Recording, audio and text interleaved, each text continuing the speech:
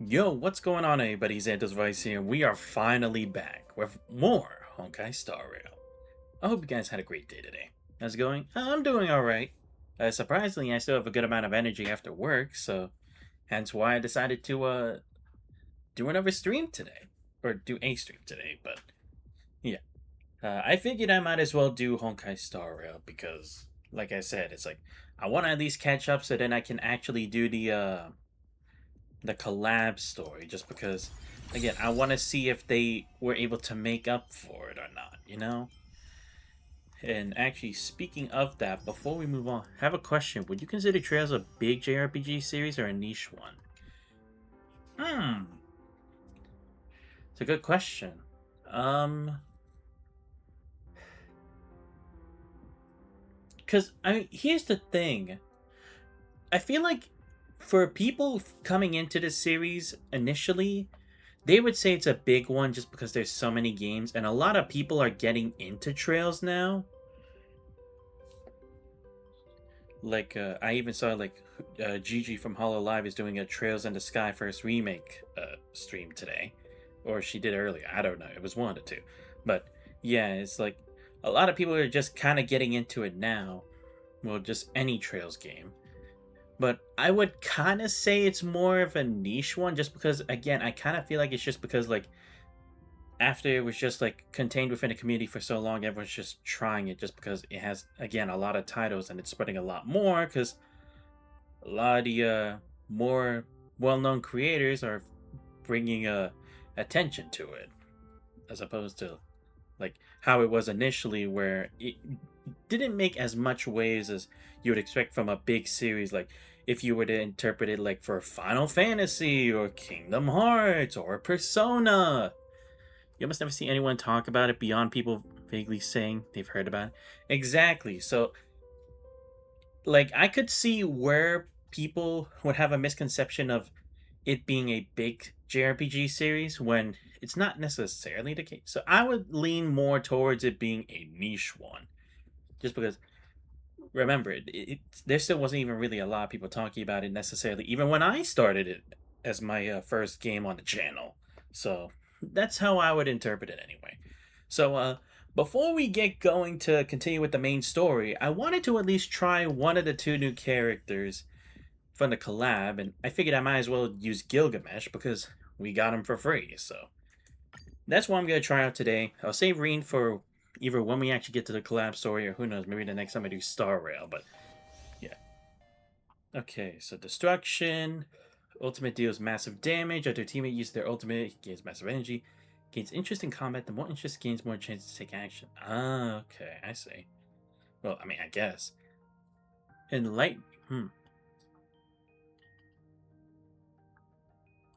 Renew.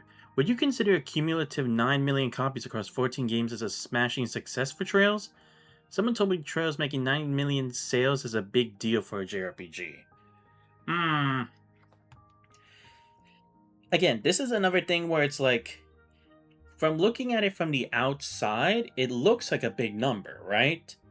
But if we're looking at it from a much more like a closer lens, not necessarily. I mean, I'm not gonna say it's small, but it's not crazy.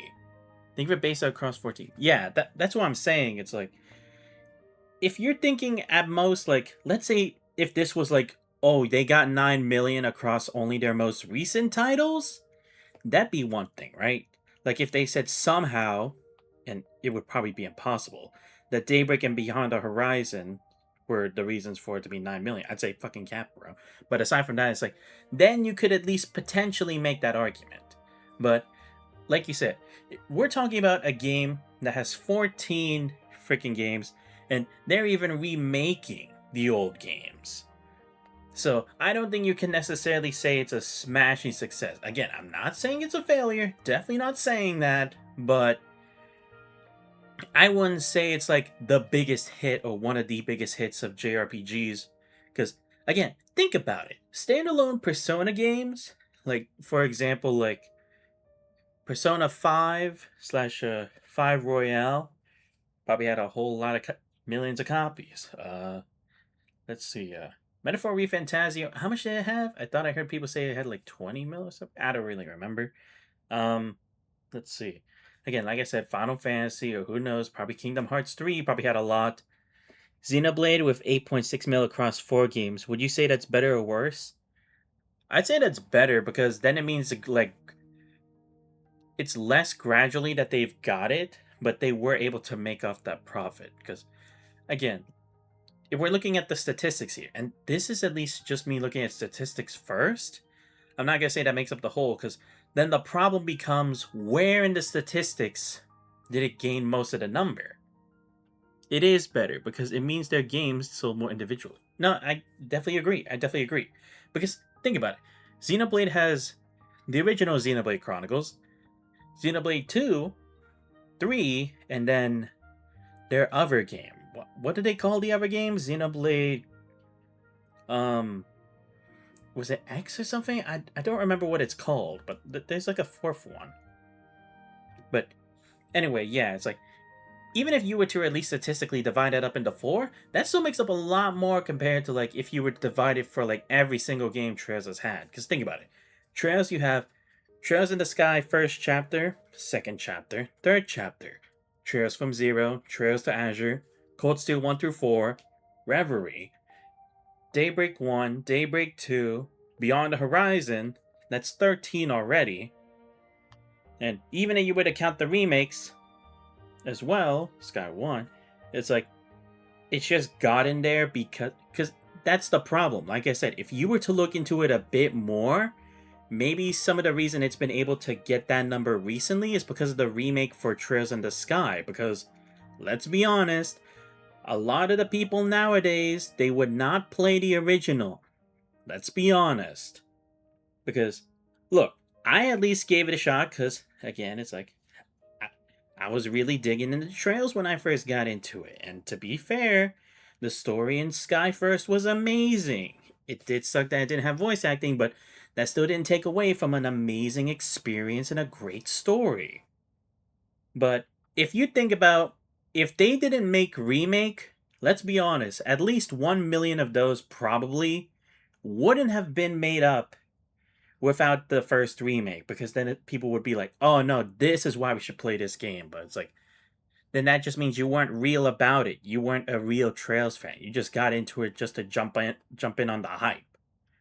Whereas for me, the reason I got into Trails is because when I went to like my local GameStop or something, I always saw like a Cold Steel 3 or a Cold Steel 4 box on the shelf, and I was like, it looks interesting, but I never really got into it. Just because I was like, I don't know, I'm just kind of your basic Naruto, One Piece kind of fan in anime initially, until I got more into it later. And then when I got into streaming, I thought this would be a great way to do it because it's a whole new game, a whole new series that I know absolutely nothing about. Whereas you see, I took the risk where others, they probably wouldn't. Except with the newer titles, because that's the other thing. The only other reason people are going to it nowadays is because of how Trails to Daybreak looks, and this is just by looks on trailers, as to and what the mechanics look like as to their reason for actually playing a Trails game. But again, if you were to put it to the earlier titles, not many people would really play it. Let's be completely honest about it. Meanwhile, if you look at the individual sales for the Trails games, outside of the original Trails in the Sky FC and Cold Steel 1 and 2 cracked 1 million, the only Cold Steel Saga had any consistent good sale. That's what I'm saying, bro.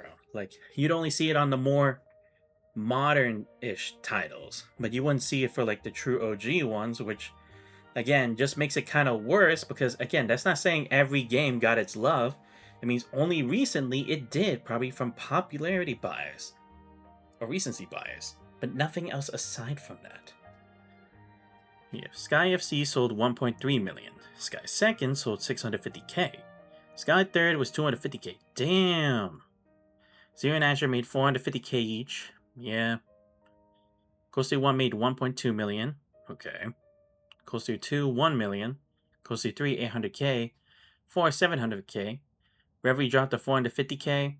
Wow, Reverie was actually 450k? That's actually crazy. I thought at least like 600k. That's actually insane to me.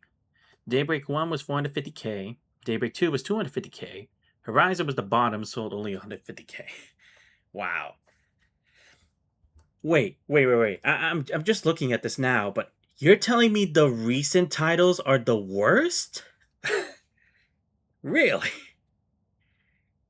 Finally, the math makes sense. This is what I'm talking about. They fell off since Daybreak 1. Trails have fallen off since Daybreak, and the numbers now show it. Since the first one, people did not want to go to the second one, and for those who tried it, they hell did not want to try the third one. So it's like, come on, it's right there. The math proves it. They've fallen off. That's insane to me. Like, seriously, Cold Steel. I mean, to be fair, like I said, I really liked Cold Steel 1. That was actually my favorite of the Cold Steel games. Cold Steel 3 was pretty good, so at least it was close to reaching a million. Cold Steel 2 with a million? I mean, to be fair, when it carried from, like, the ending of Cold Steel 1 and all the stuff you could do in Cold Steel 1, I could see how a lot of people came hoping it would reach that kind of level. So I can definitely see that. But yeah, but that's what I mean. It's like people will, probably the numbers would come from like what's it called? Sky First Chapter remake. I don't know how much that makes right now. But yeah, it's like Sky Third only 250k? Dude. It's definitely gonna make a lot more now that you're actually gonna see Kevin 3D both in Horizon and in Sky Second. At least I'm hoping so. But again, it's like, that just kind of shows what it's really about. So yeah, I definitely would say it's still a niche JRPG. I don't mean to hate on it, because again, I really do like a good portion of The Legend of Heroes, but you definitely can't say it's a success. Okay, you can't say it's a smashing success. And again, this is coming from a guy who started his whole streaming journey from Cold Steel 1 and has played every single Trails game here. And I've given you my honest opinion about it. So if anything, seeing these numbers now, it's like I can actually kind of see it for the most part. Revy, I'm actually kind of surprised that's 450k, considering they put literally almost all your favorite characters together. And at least they tried a better way of trying to like involve all those characters than they did in Trails Beyond the Horizon. But still, not even making 500k? A half a mil? That's whack. Yeah, so for the 8 years since Cold Steel, Sky First Remake was considered a shocking success to Falcom. Outside Japan, where the remake sold even worse than Horizon domestically, which is 50k, which was 400k. Wow. Or, I mean, 40k.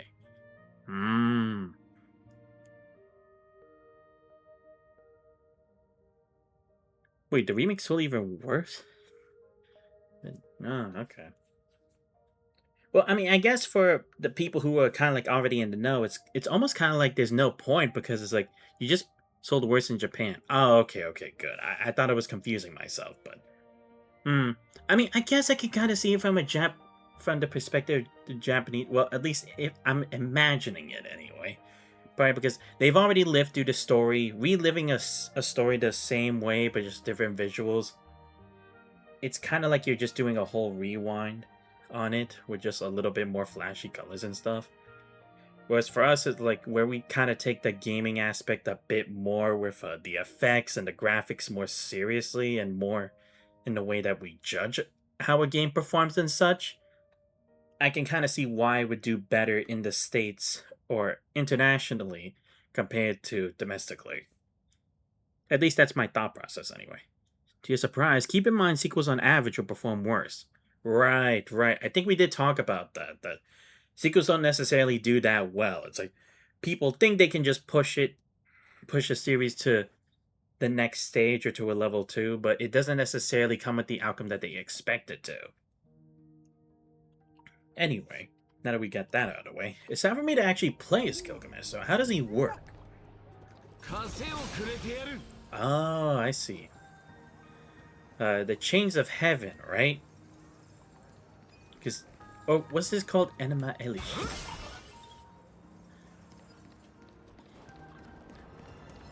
Whatever. Alright, let's see how these work. Yeah, because if I remember, like you were telling me, Rin, Gilgamesh pairs well with Saber, whereas Rin obviously pairs well with Archer. Okay, gains of Babylon gains a King's Acknowledgement, enabling this unit to ignore part of the target's defense when dealing damage. Deals lightning damage to one enemy and lightning damage to adjacent target. Okay, look. This thing with the adjacent thing, I've said it once already. I can give the exception to this because this is Gilgamesh we're talking about here, but again, they're gonna have to stop doing this for so many characters now because honestly, it's making a lot of the characters feel less special by this point. The only difference being is that, oh, they're just not the right element. So if you don't already have like the OG Silver Wolf, or you don't already have a Noxa, then you have to go out of your way to pull a character who matches the element with this effect to then do it. It's like boring. So it's like, they really need to do something about that. Like, they really need to find different ways of like creating new effects for these, because it's like, come on guys, we already barely do enough as is, and now you're gonna take even more of the fun out of it by making even less work for us? Like, come on. Like I said, at this point, you might as well just turn this game into a visual novel and just like focus more of your money on cutscenes. But we know that's never gonna happen. Anyway, these massive lightning damage to all enemies, additionally deals to random enemy bouncing to the... yeah, of course, they really do love the bounce effect. Technique Enkidu creates a special dimension. Enemies in the special dimension enters the King's Permission state and sees all actions.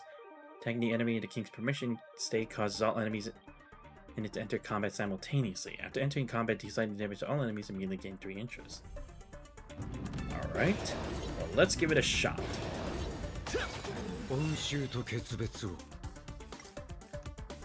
Oh yeah, I can't do that yet. Right. I think I have to do my ult first in order to unlock it.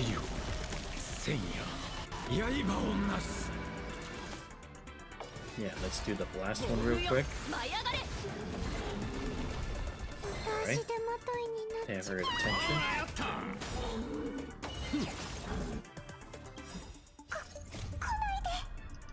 Do this.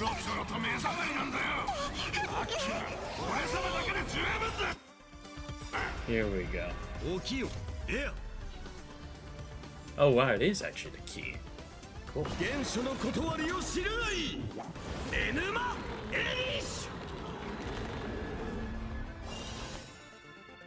I will say, I'm kind of disappointed with the Enema Elish. I mean, I don't know, maybe if you get the right, like, setup, maybe it'll be a cooler effect, I don't know. But if it's just this, I'll be honest, I'm kind of disappointed. The sound effect for Enema Elish is supposed to be much cooler. Hell, it sounds even better in FGO, a fucking mobile game. Well, it's strictly a mobile game. And with the 2D effects, like, come on. Most of the board directors for Falcom asked Kondo why he focused on remakes instead of finishing the current saga. Said it was about burnout to get new blood. Yeah. Because, I mean, to be fair, when your sales have dipped that low, you kind of need to do something. And I mean, you would choose to, like, if you don't have any real strategy, and if you can't just make a new game from Falcom that's not already East or Trails, it's like, might as well just remake a game everyone already loved. But just expand it to a new audience. But again, that's just lazy, bro. Because here's the thing, it's like I said, if you see your games are doing shit, why aren't you doing anything to change it? Clearly there's problems if it's not selling well. Like, these fucking writers and shit must be blind or deaf or something. There has to be a problem with them. Because, again, have you seen the story since Daybreak 1? I'm talking about this to everyone else. You and me have suffered enough through this ring. But have the rest of y'all seen this shit? It's a dumpster fire. I can't believe it. Like, seriously, like, again, I'm not gonna say Cold Steel was perfect, but there were at least good parts about it. There's almost nothing redeemable about the Calvard saga. Like, what the fuck, dude? How do you screw the pooch that badly? And you know your numbers are going low, and yet you're still trying to figure out how do we fix this? How do we fix our numbers? Fix the game! Fix the game! Clearly there's a problem fundamentally that you're not understanding. Like, if you know it's shit, stop keeping it the same. You can make changes. You can't. It's your story. It's not like you're sharing it with a whole different company, like how they're kind of like collaborating with Gung Ho for the remakes. It's different. The Daybreak and Beyond Horizon series is strictly Falcom's game. So do something about it. Because, look, there were clearly so many problems with it. Skyder First Remake is a lazy cash grab. No, it really is, because don't get me wrong. I've asked for the visuals and voice acting because, again, I feel like Skyder First Remake was definitely a great... I think it was a great representation of the original. Because like I said, I felt like I was missing the emotion, the action that I had kind of got accustomed to because I played Cold Steel first. But, I mean, now that I've seen it, it's like, it is great, but again, it's like, I kind of already seen the story. You know? But still, I'm just enjoying it because, again, it's like, at least I get to relive through my favorite scenes the right way, the proper way. That's at least for me. I can't say that I'm the voice of reason for everybody or anything, but, you know. But again, it's like, think of how many problems they have with Trails Through Daybreak and / Beyond Horizon. Van, worst protagonist ever, and probably one of the worst protagonists in JRPG history. Your whole cast that's supposed to be with Van is shit. Nothing amazing or interesting about most of the characters except for Agnes, and kinda she's not, because at least by her looks and her attacks, she's great, but nothing really to the story. The story is so fucking predictable. You fight almost the same enemies across 3 games! It's one thing if I fought the same enemy first, and then second game, the third game, I'm still fighting the same people? I would argue Agnes is the only one who did anything. No, yeah. Out of all the Calvar cast, abso-fucking-lutely. But again, it's like, dude, like, how many times have we fought Celis and Leon? How many times have we fought Prince Sharita and Najee? How many times have we fought Risha? How many times have we fought Shizuna? How many times have we fought Renee? How many times have we fought that secret assassin organization from the church? Like, come on, dude! Like, that's so lazy! Like, it's unfucking believable how, like, lazy you are to create new enemies. Because again, at least when the difference was from how you fought McBurn in Cold Steel 2 to when you fought him in 3 and 4, those were completely different circumstances. And those battles were completely different. Okay, maybe not completely different, but you could see differences in, like, how it really raised the bar compared to last time. This is literally almost the same thing. Once you get to their level, it's just the same battle. Nothing's really different. There's also another stupid thing they did with the characters. Dude, you're telling me Shizuna, who's supposed to be better than Reen and like all the other Blades, it took until Beyond Horizon for us to actually use her Spirit Unification, even though we had her on our team for both the first 2 games to begin with? Like, hello, does that make sense to anybody? Does it? Because I don't think so. Because she supposedly already has this power. It's not something that she's trying to unlock. Like, what the fuck, man? What do you think of anyone saying Van's grounded, mature protagonist? Pfft, what a fucking joke. Anyone who thinks he's a mature protagonist is fucking delusional, dude. No fucking way. Like, that's the dumbest take I could ever hear.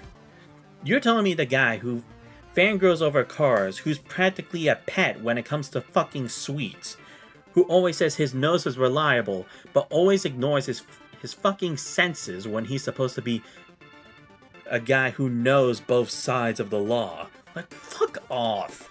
And grounded? In what way is he grounded? Dude, his head's up in the fucking clouds almost every single scene. You gotta be fucking kidding me. His timeline is also insane. Nah, seriously, it's the dumbest thing. Like, seriously, even though Van's supposed to be the main protagonist, his timeline is the worst one because you don't discover anything. And you have to get info dumped by your enemy because they know you're so fucking stupid.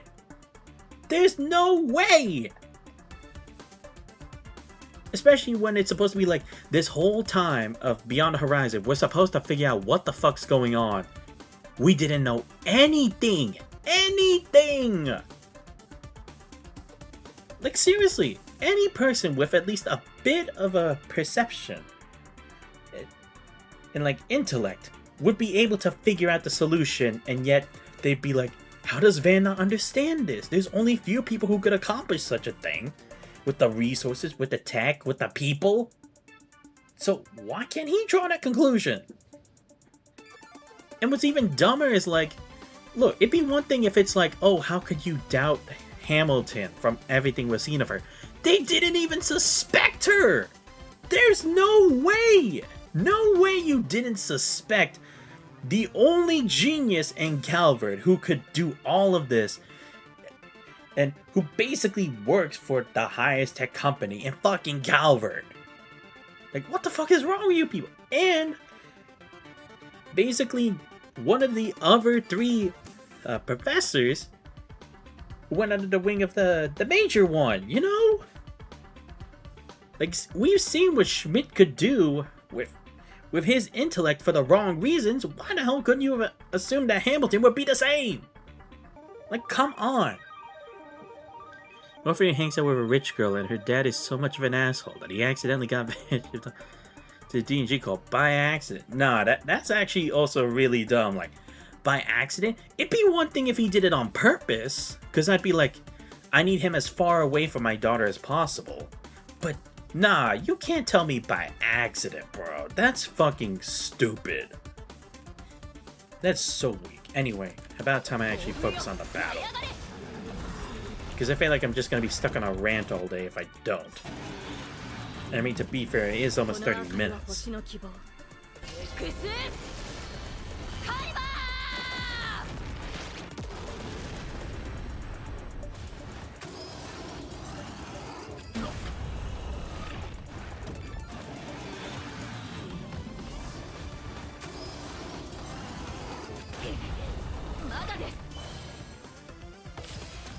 その身に煉獄を。今日が乗ったわ。いでよ、天の鎖。遅い。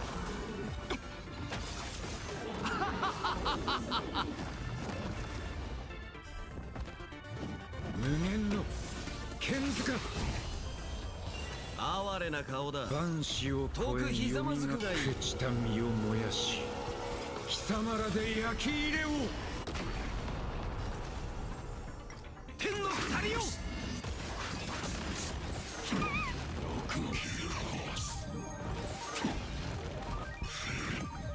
弔ってやる。その身に煉獄を。指示マスター。経験解放。無限の剣塚。必ずや勝利。ストライクエア。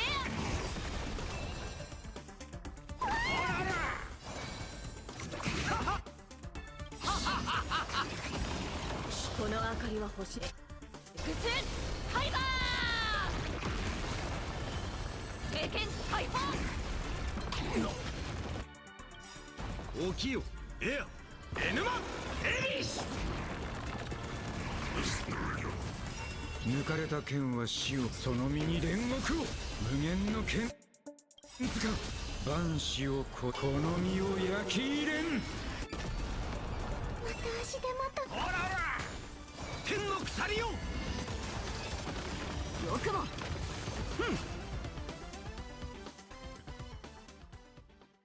Yeah, there we go. I mean, don't get me wrong. The visuals of his are cool, but I'll be honest, I kind of expected Gilgamesh to be a bit more overpowered. Like, I mean, maybe they decided if they did, then it's like, why would we give such a great character away for free? For like everyone, for like millions of players? But at the same time, it's like, bro, I feel like they could do a bit better. I'm just saying. Anyway, reading your review. Then Van gets saved by Burgard and somehow is allowed to live a normal life, and in a coincidence ends in the same school where Elaine is part of the student council, leaves school at 16, then suddenly stumbled onto Burgard again and was taught wuxia stuff. And then at 19 he became a fixer and stumbled onto Ren and became her savior. Nah, dude. Like, also, that's the thing. It's one thing if you're given so much plot armor in the main story or over the course of the story. But dude, there is no way he's already been given this much plot armor off screen before the game even begins. How is that possible? Does that make any sense to you? Does that make him grounded to you? Does that make him interesting if you don't actually experience that? And when you hear all of this, you're supposed to be like, oh wow, what a struggle. Bitch, please. And also, again, I cannot accept that at all. Like, devs, if you're listening to this, I need an answer from you. Where in the fuck, in your right mind, do you think Van is her savior? For Ren? Ren Bright. Not Ren Arkride. Ren Bright. Hello? Like, do you not understand what that means? Did you forget the first 2-3 games you made? Actually, you forget the first 5 games you made? Considering Ren has made comebacks for those? Insignificant inputs in the plot? Like, what the fuck are y'all doing? Like, seriously, I need y'all to tell me why the fuck you thought that makes any sense, and that how is it even a good idea? Because it isn't. It hell isn't. And seriously, if I ever meet you guys, I'm ready to scrap in the parking lot. I don't give a shit, bro. That is fucking bullshit. It's one of the dumbest things I've ever heard. Van being her savior, helping her one time. Motherfucker. Like, he didn't solve the root problem. He didn't actually give her to the Bright family. Like, what do you mean? Yet the thing that makes it not even grounded is the fact that it's way too exceptional. It requires way too many coincidences. Exactly! That's what I'm saying. It sounds too fantastical. Where in that does it sound grounded to you? Where in that does it sound relatable? Where in that is like, what an interesting guy.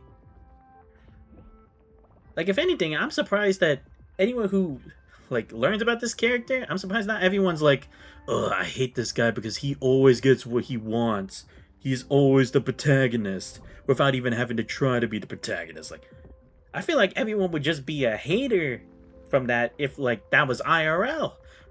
Like, oh no, but he's a game character. But bitch, this is supposed to be about good writing, and that is not good writing, period.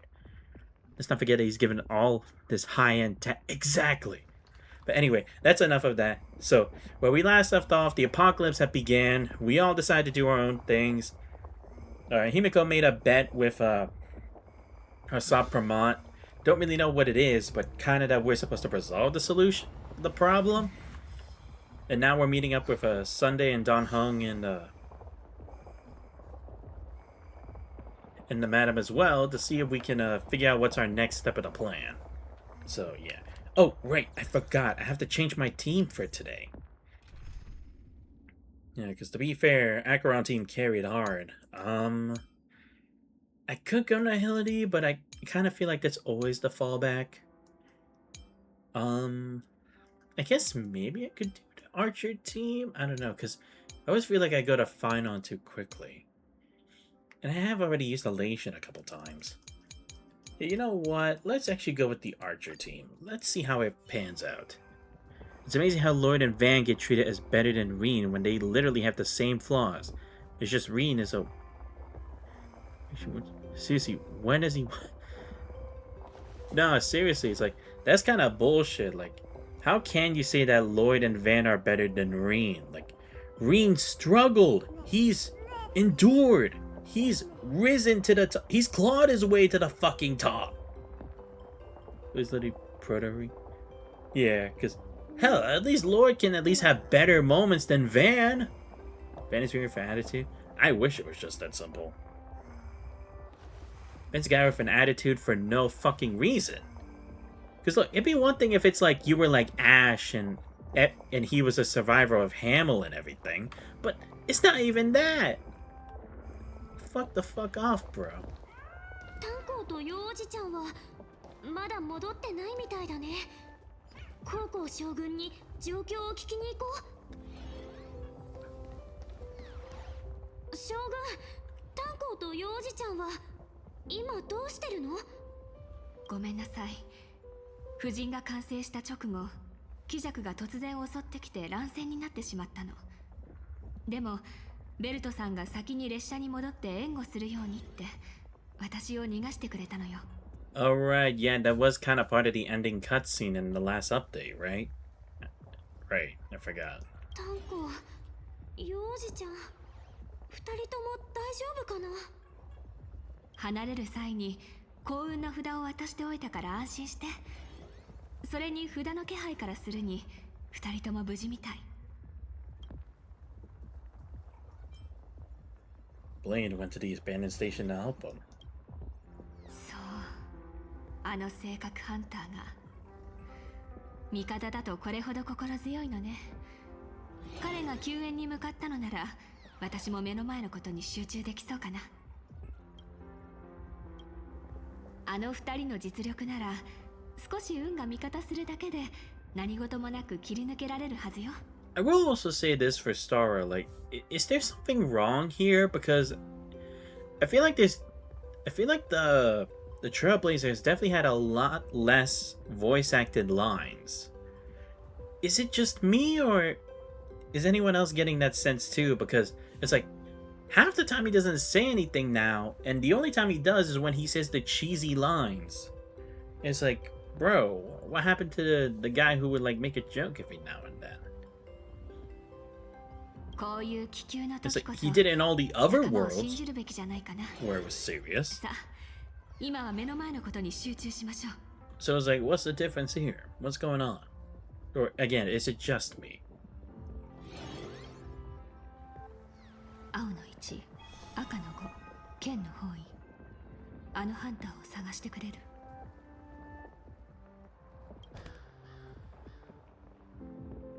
る？よし。札の位置をジンに伝えるよう手配したから、あとは情報が届くよう祈りましょう。今こそナノコロビヤオキの精神で頑張らなきゃ。とりあえず瓦礫の状況を確認してくるね。みんなを励ますのはあんたに任せたから。And of course, it's just another excuse to have March off screen for some reason. I swear, is March even a character at this point? Because it's like, I feel like, aside from the Evernight thing, they really don't give her any major roles. Like, I'm not saying she has to be the main hero or anything, but it's like, she's definitely starting to feel like an afterthought to the story. I'm just saying. 倹約は美徳だ。しっかりしまっておけ。 Especially again with her whole power up with like Evernight, it's like, come on. Why don't isn't now the perfect time to use that ability? Since we're practically dealing with a guy who has full control of the planet? Like, what are we doing?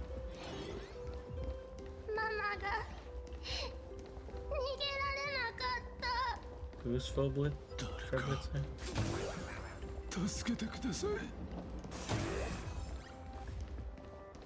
Okay, that says something there. さっき街で立ち往生してたらシャベルサルに助けられたんだ。頭でもぶつけたの？ Oh, right, the detective. I'm like, who's Fullblitzer? Right, I guess the person that Ashram went to talk to? I think.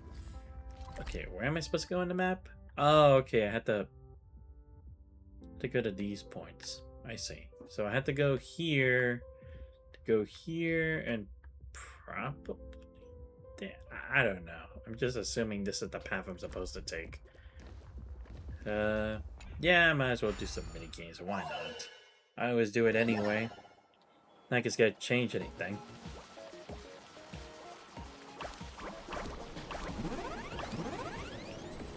But yeah, if anything, I just kind of want to hope that we won't see any Trails Beyond Horizon news for at least 5 years.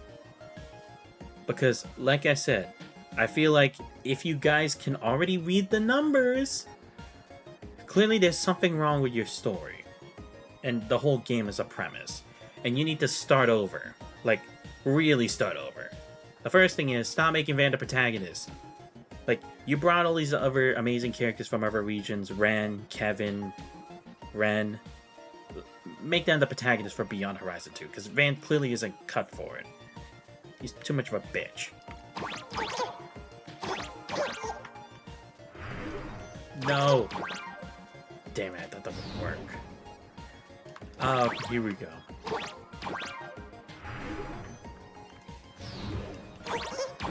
No!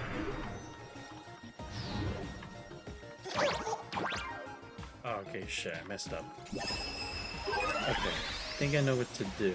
At least I think so.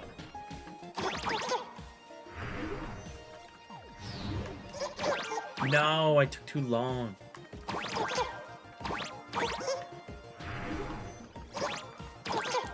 No! Damn, this is tough. I don't know how you do this.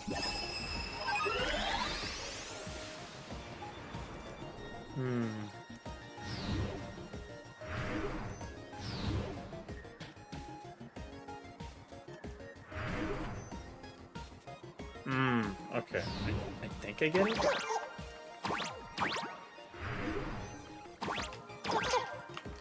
There we go. Finally.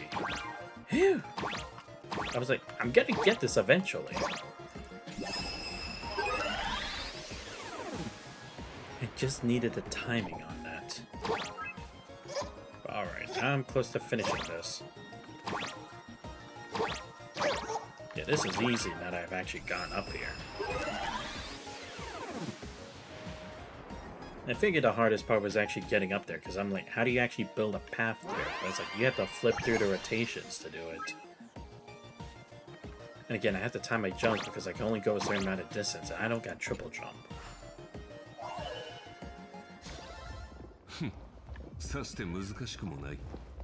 That worked out well. Oh, I didn't mean to listen. I was trying to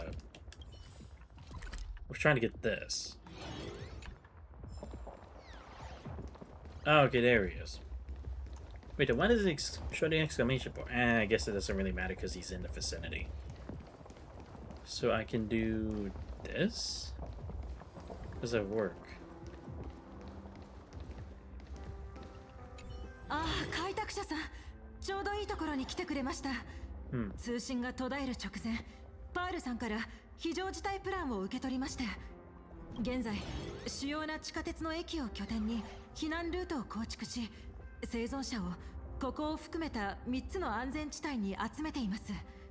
今のところペルディート駅はこのエリアで最も安全な避難所となっています。サンデーさんと請求列車の皆さんが迅速に避難誘導してくれたおかげです。衛星マップを見ると海原市はほぼ丸ごと消滅しています。破壊されたのではなく、文字通り消えたのです。ゴッサム市の方は不可視の霧に覆われ、調査に向かった者は誰一人帰ってきていません。何より最悪なのは宇宙船が停泊している飛行場です。脱出するための船が全て使用不能になっています。大将、C3通路の被害が甚大です。支援を。第2班を前に出してバリアを起動し、市民の保護を最優先に。すみません、状況はこの通りです。我々も全力で秩序を維持していますが、市民の心はそう長く持たないでしょう。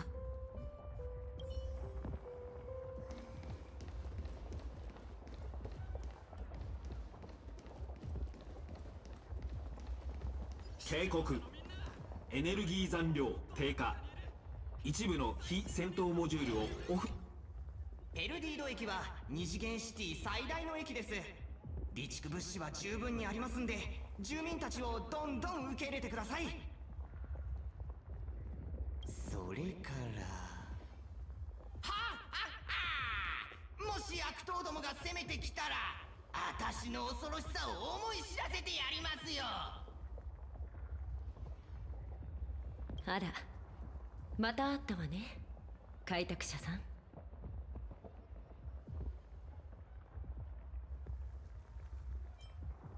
Why is he so aggressive? 負の感情から生まれた眼力の影響よ。それが安全値を超えたことで、現像子はストレス反応を起こしているの。サンデーさんが調律を施して意識を安定させてくれたのだけれど、それでも時々こうなってしまうみたい。サンデーさんのおかげです。でなければ取り返しのつかないことをしていたかもしれません。あの人は本当に余計なことをしてくれました。私の宝物である神道流列車を壊した薄汚い化け物どもを雷流の餌にしてやりますぞ。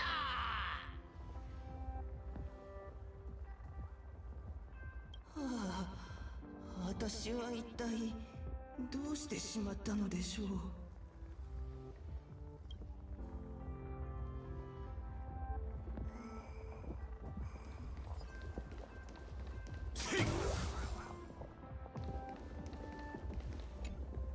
探偵は久しぶりに再会した友人を見つめていた。幾度となく死地をくぐり抜け、彼らはその度に互いを見つけ出す。それはもう当たり前のことであるはずだっ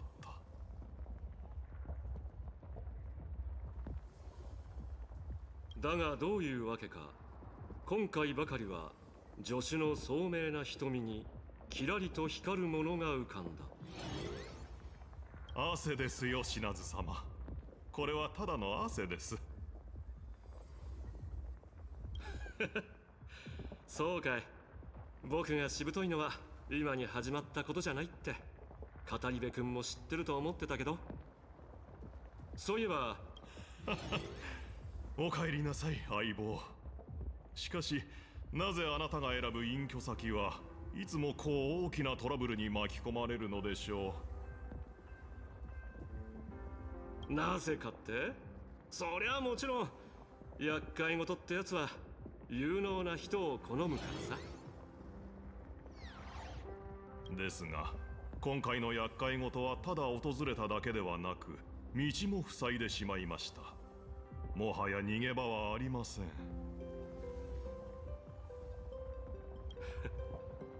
つまりこの厄介な依頼は嫌でも引き受けるしかないってことだ。決めたよ。今回も運が味方してくれたらパールさんにたっぷり報酬を請求しよう。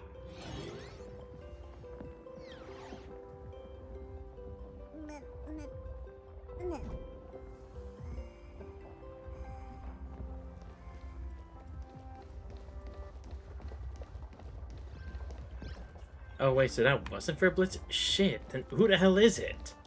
God damn it. Oh. Oh, I have to teleport.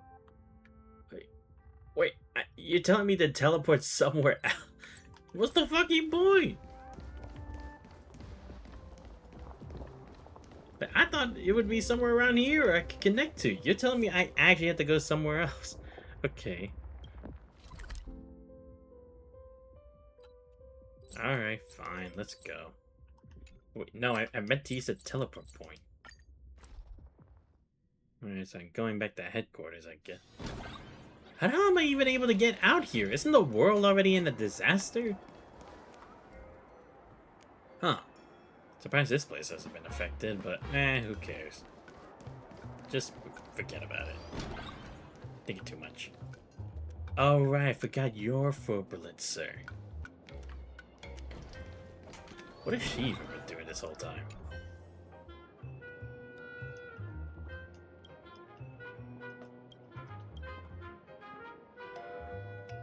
There's 1 for business inquiries, 2 for juicy gossip, 3 for casual chat. You click the please hold.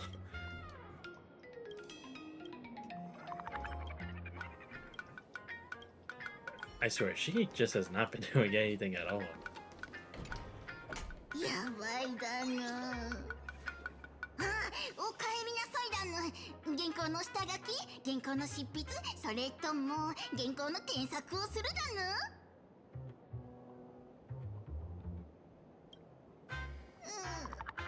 やばいだぬ。何がやばいだぬかを聞いてるんだけど。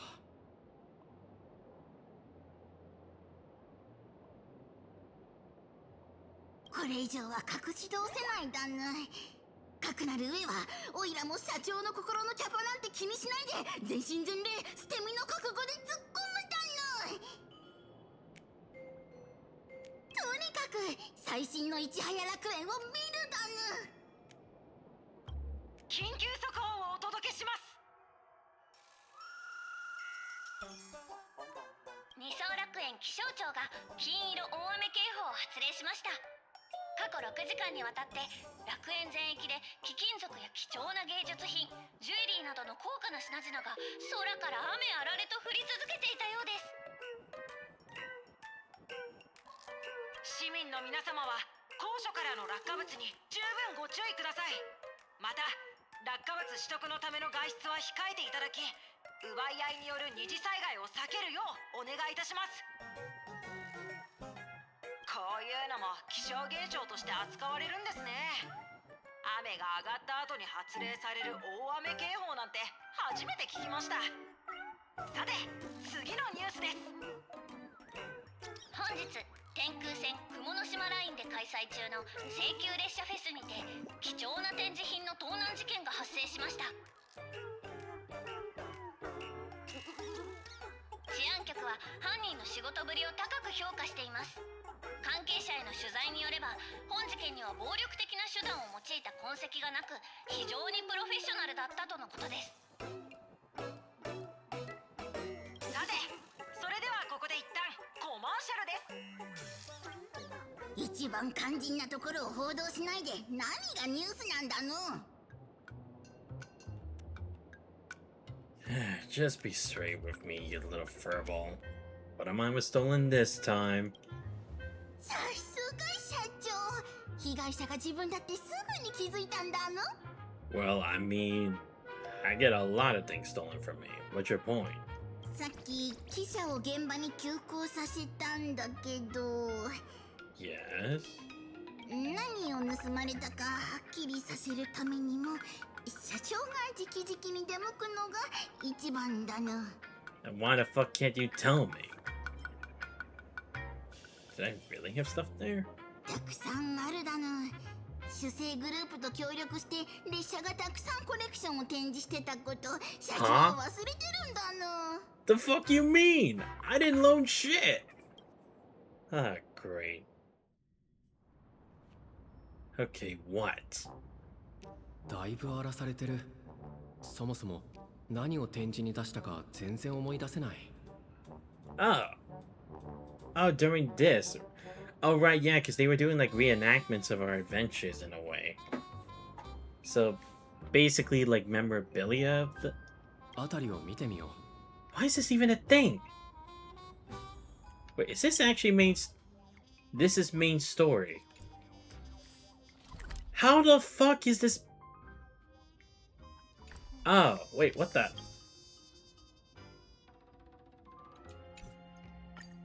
Yeah, wait, what the fuck? I see. Okay. That was the collab story. I'm like, what the fuck is this? Why did you change it? I was in the main story. Oh my god, okay. Where the fuck am I actually supposed to go? See, that's why I was so confused, because I'm like, I'm already here. Why isn't the situation happening here? I was so damn confused. Oh, okay, there you are. So you actually are here. Okay, good. I thought I was losing my mind for a second, because I'm like, where the hell is this even going to? Yeah, I heard it already. Alright, yeah. ラクーンくん？奇遇だね。こんなところで会うなんて。これって喜んだらいいのかな？それとも悲しむべき？ Am I crazy for thinking Calvert's thing is even worth? Wait, what thing? 私いつも取材中って書き置きを残して担当編集を煙に巻いてるんだけど、まさか外に出たらこんな悪天候に見舞われるとはね。取材計画が台無しだよ。ステラ先生、カンパニーのために原稿を書いてたはずだよな。まさかバックレる気じゃ。やめて。週末も関係なしに原稿を催促してくるなんて恐ろしい存在は編集だけで十分だよ。ピポー、僕のレーダーが外はとっても危険だって言ってる。ピポー、自分が戦場記者になる日が来るなんて思ってもみなかった。ピポー、社長来てくれたのか。社長の優勝記事の原稿はもう書き終わったがぬ。タイトルも考えてあるだよ。その名も絶滅大君キジャクが現月遊戯に飛び入り参加。請求列車のラクーンの華麗な逆転劇だぬ。Yeah. What? You want me to give you a cookie? Anyway, but yeah, Calvary is just an even worse thing version of Cold Steel's whole. I don't get what you mean by thing. Do you mean like the plot, or I'm just trying to make sure I understand, because I don't think you're wrong, but I'm just, that was a typo. Oh, okay. Good. Because I was getting confused, like, am I misreading something? But no, yeah, Calvert is just garbage, period. It isn't Legion just Ishmelga? Wait, Legion?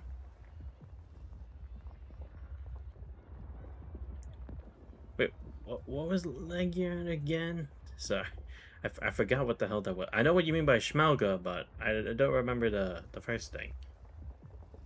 Was that like the Time Septarian, the box in space? Oh, yeah. No, I will say it does feel kind of stupid that the Septarian is literally just a box. Like, really? That's what we're going with here? Like, does no one else think this is stupid to you? Isn't that venturing way more into like sci-fi? By that point, it's not really fantasy, which was kind of what this was, what the Legend of Heroes was mainly about, with dragons, demons, knights, gods, alchemy. And now you have some kind of super futuristic mechanical box as the main, or quote-unquote main antagonist. Like, what the fuck is this? Because again, at least like Ishmelga was like a fucking curse on the world, to an extent. So at least there was something about it. But it's like, this literally just feels like an asshole. ネタが特大スクープがあちこちに転がってるだぬ。でも取材しても生きて帰ってこられないかもしれないだぬ。社長さんは絶対負けないの。そうの。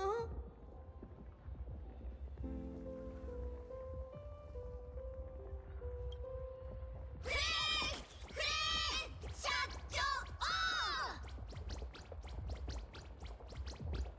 外がどんなに大荒れでもこの子たちは風向きなんて気にせず応援してくれる。感動的だね。だからラクーンくん、読者をがっかりさせないでよ。君たちの勇姿は私がバッチリ漫画に描いてあげるからさ。その時こそモフモフ号の連載を堂々と再開するの。楽しみにしててね。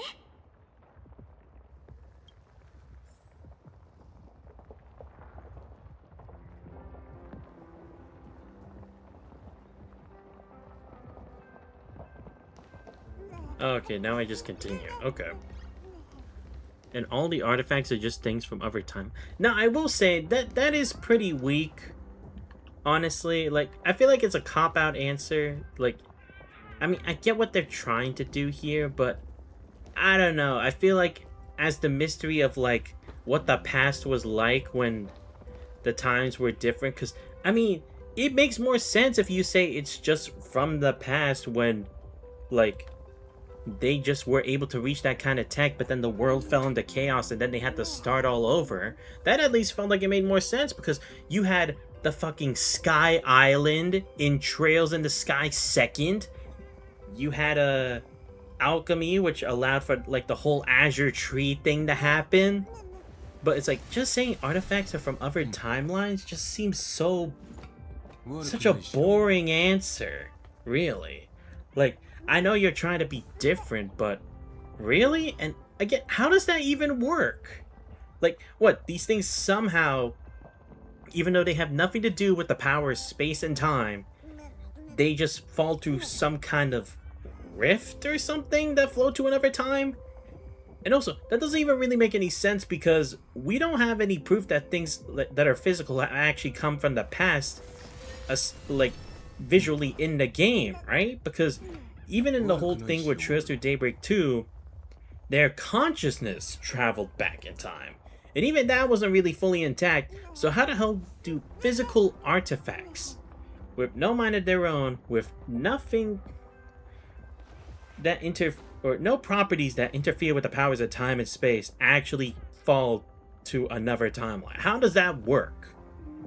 Because, again, even if you try to put the argument, oh, but Hamilton transported water from the past, or from the future to the past, she's physically doing that. She's doing a process to do it. You're saying somehow these artifacts are falling from a different timeline to this one. That does not make sense. There's no logic.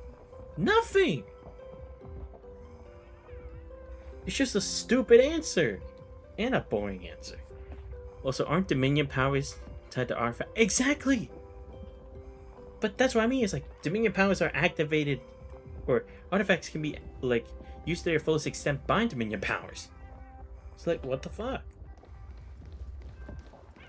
Because that's also the thing. It's like, if they're able to be used by, like, Dominions, or enhanced from Dominion powers, doesn't that mean it's like it's just a technology from the past that's like now you can use it, as opposed to just trying to say, oh, it was regulated from the future and then just given to the past? Again, it just seems like a dumb answer. Like, they really shouldn't have tried to add that. It's just dumb. The passage is completely blocked by collapsed rubble. Every gap secured tight by twisted bar. I mean, I can see that. Things are trickier than I thought. I mean, wouldn't they already know? They would have seen it. Oh, thank God, finally the plot's moving. All we've done is stand here. あの鳥、ちょうどいいところに来てくれた。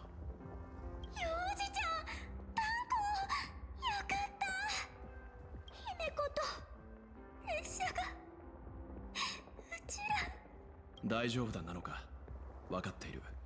心配をかけてしまったな。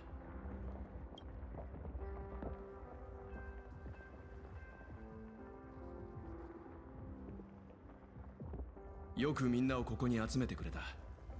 きっと大変だっただろう。Arcadia has been totally destroyed. グラフィエ学院もペルディード駅もどこも面影が残ってない。ああ、ここまでの道中、ジンから経緯を聞いた。週末の到来についてもおおむね把握している。あの人たち、漫画を止めてくれたヒーローじゃない？ああ、これでもうこんなとこで死なずに済むんだ。本当だ、よかった。俺たち助かったんだ。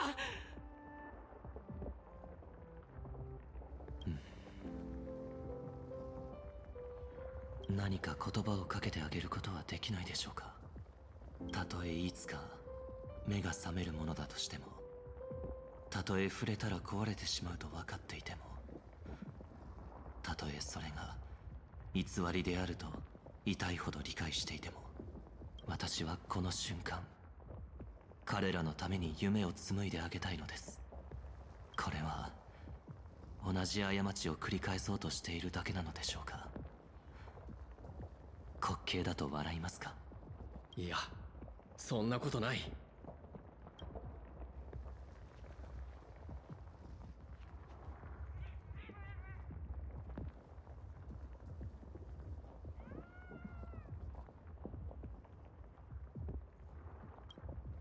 請求列車は一時的にここに止まってるだけだ。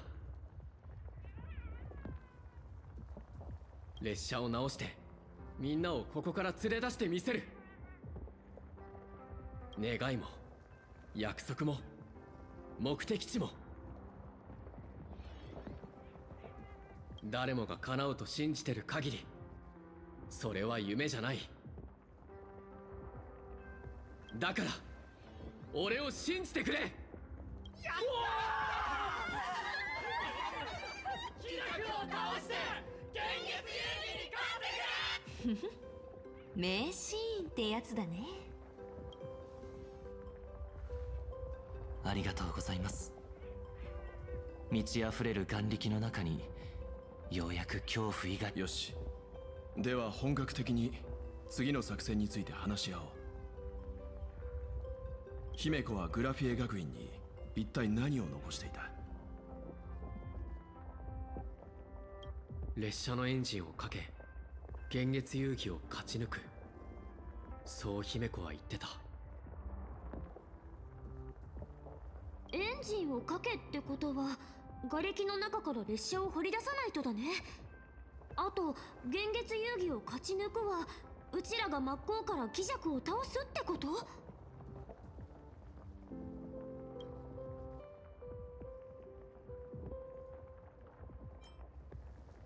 ？Doesn't it feel like Himiko's message has a double meaning?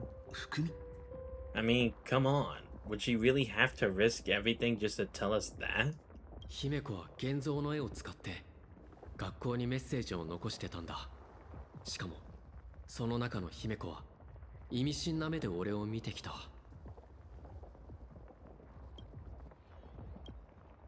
だね。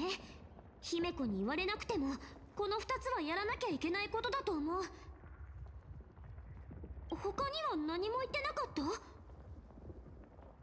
た？ただ列車を動かして救助するだけならわざわざエンジンをかけとは言わないはずだ。姫子が残した言葉について少し心当たりがある。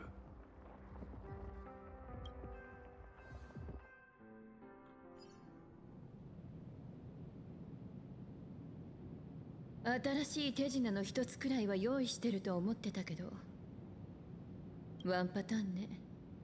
まさか他人を絵に閉じ込めることしかできないの？あんたが何を企んでるかはお見通しだ。俺らは互いを知らず、それでもどちらも真実を求めてる。秘密をうまく隠してるつもりだろうが、俺が作った世界じゃそうはいかない。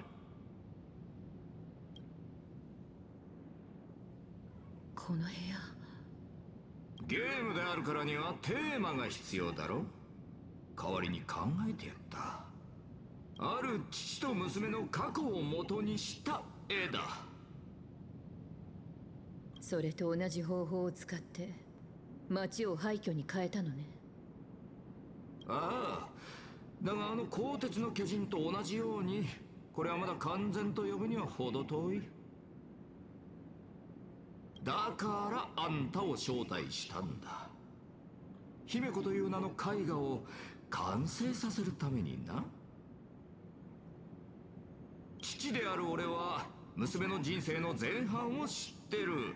だが3つの空白、3つの秘密があんたの記憶に隠されてるはずだ。Okay. Yeah, because, I mean, even he's kind of interested in, like, what exactly is this Himiko supposed to be? And I'm kind of surprised he doesn't really know about it, but again, I guess at the time, he wasn't really the main figure. in the whole situation in the last Phantasm game, so I guess he would also just kind of question what exactly makes Himiko so not necessarily exceptional, but what makes her such an anomaly in all of this, even though she's just a resident from this place. Yeah, it's like we still don't really have any answers regarding her true origin yet, right? Like, what happened back then? What exactly is this Himiko even supposed to be? How the hell did she even become a part of the Express? Like, none of that's really, like, clearly indicated, and hell, she hasn't even told us yet. She told us she would when it's all over, but, I mean, come on. That'll take too long. ただ探り合いの形を変えるだけのようだけど。それでこそ公平だろ。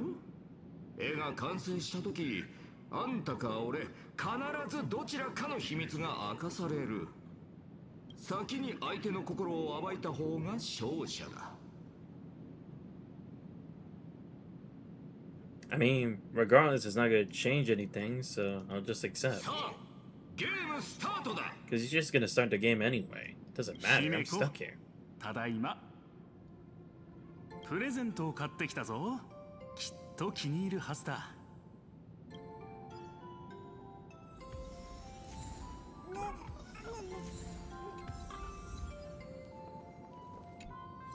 まずは龍介と話してみろ。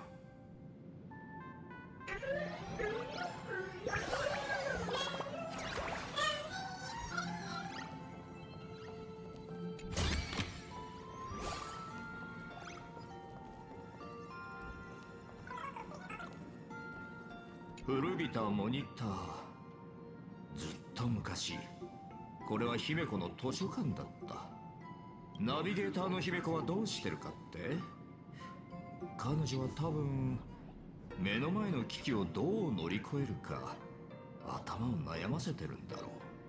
今何を考えてるかわかる？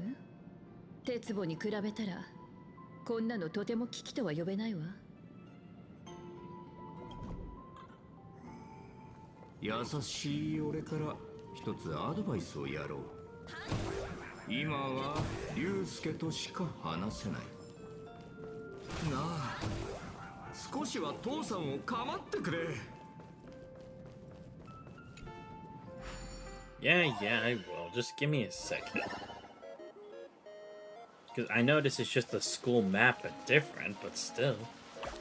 Oh boy, how many of these are actually going to get painted this time? Oh, okay, just the two, but it's still gonna be a pain in the ass. Okay. Let's do it. Oh, okay, I see what I'm supposed to do here. Yep. I mean, this isn't that hard. Okay, let me see. So now I have to figure out how I would do that. See what happens if I rotate. Aha. Okay, so if I do this... Okay. I could do that.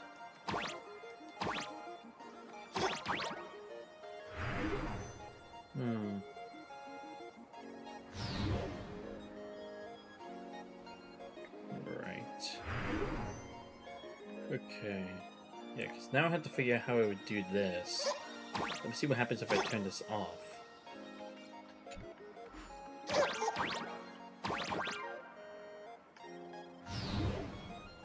Oh, does nothing just turn on then, I guess?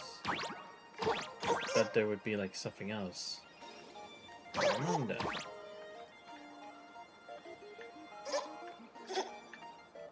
me just reset the spin count real quick. And again, yes, I know we're involved in main story, but it's like, come on, this is clearly gonna take a while. Is there even a... Yeah, there isn't one here. Kinda wanted to check if there was one of these here. Nope. So this is like... Okay. Ah, okay.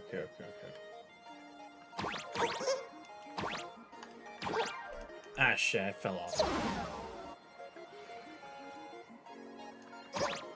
Right, these don't necessarily disappear. Now I can do this. There we go.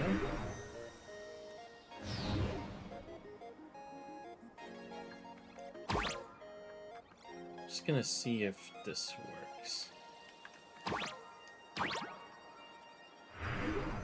There we go. That's what I was hoping for.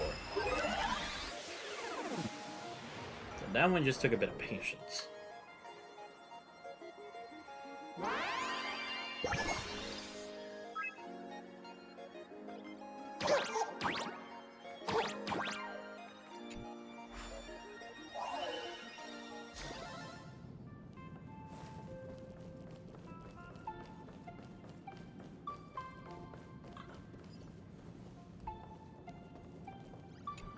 画材が積み上げられた分身現像鬼弱の能力は彼はまやかしを得意としてるわ。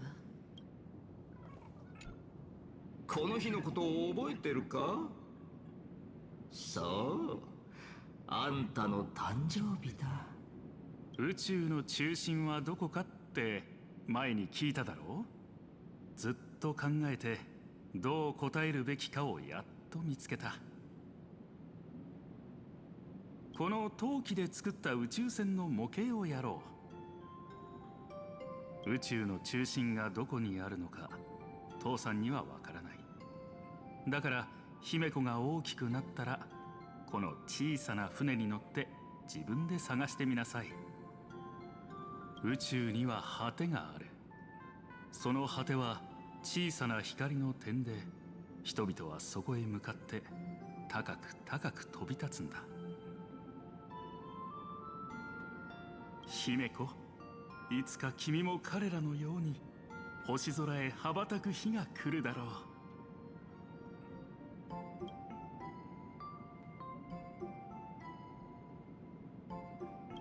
仕事のように淡々と文明を壊滅させるより、しばらくそこに暮らしてよく知る世界が廃墟に変わっていく様を見る方がゾクゾクするだろう。あれこれ質問するのは終わりだ。違うな。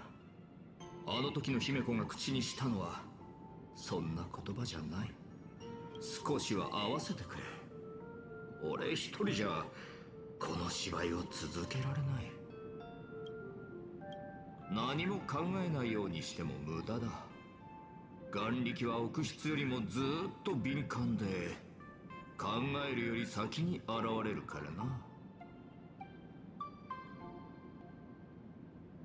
じゃあ父さんは宇宙の果てに行ったことがあるの？残念だが父さんが言ったことあるのはワールドエンドだ。ただ宇宙の果てはペガーナというところらしい。行ったことはないが、そこから来たやつを一人知っている。ペガンナから来た。まさかアキビリのこと？あれはもうずっと昔のことだ。小さかった頃のことを振り返ってみると、あんたはいつもわざとボロを出してたようね。それも何か企みがあってのことだったの？言っただろ。竜介になりすましてたこと以外で俺が姫子に嘘をついたことはないと。ふとした拍子につい口が滑って竜介の身分に合わないことを言ってしまうのさ。例えばこの時、俺はデルコ星艦を壊滅させたばかりだった。廃墟にポツンと残された宇宙船を見たせいか、少なからず感傷的になっててな。ほんと最低のクズね。だがあの時の姫子はそう思ってなかったようだ。まあ続きを見ていこう。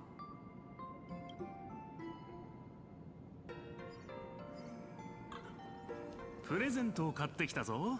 きっと姫子、何を書いているんだ？人頭竜？いや、空飛ぶ列車だな。姫子、俺のメモを見たのか？まさか父さんは怒ってなんかないさ。むしろ喜んでいるんだ。姫子は小さな探検家だな。どうして言ってくれなかったんだ？おいで、請求列車の物語が聞きたいんだろ？父さんが話してあげよ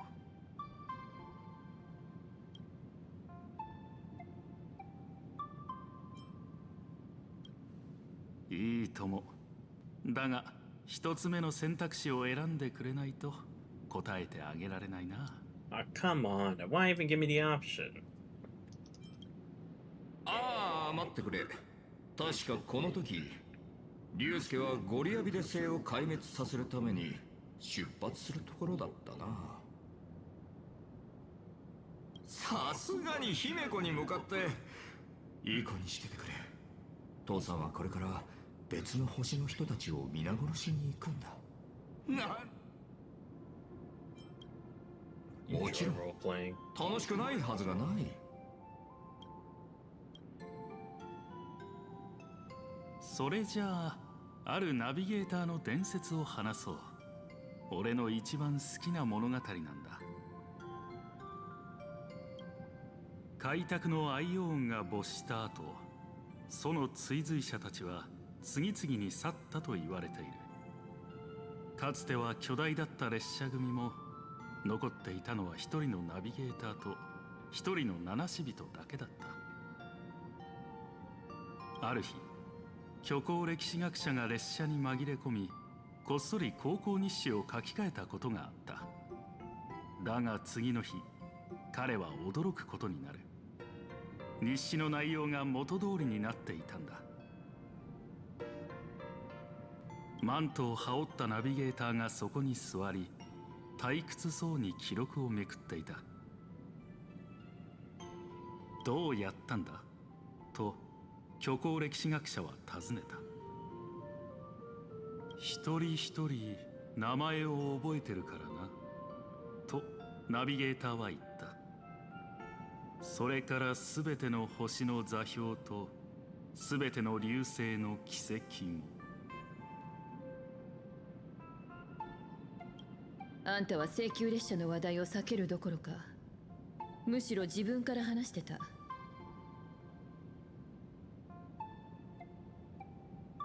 父親を演じてたのに、どうしてそんなことをしたの？ただの悪い癖ってやつ。まさかナビゲーター試験の癖じゃないわよね。はあ、もう当てるのか。つまらないな。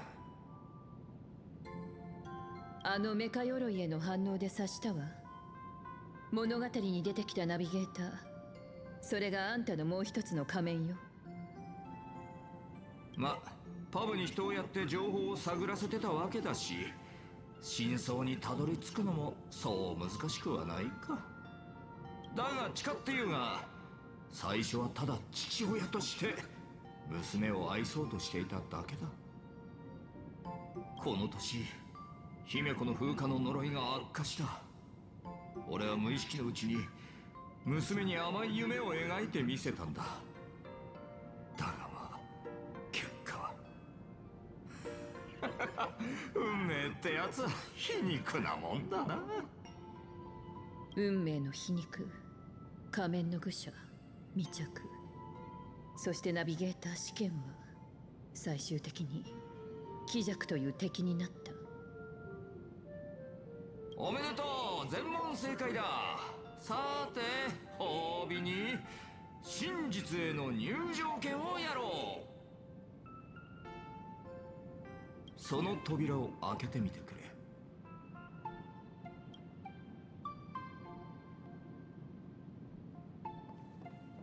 標本。それを調べるナビゲーターもまたこの時間に固定された観察対象だ。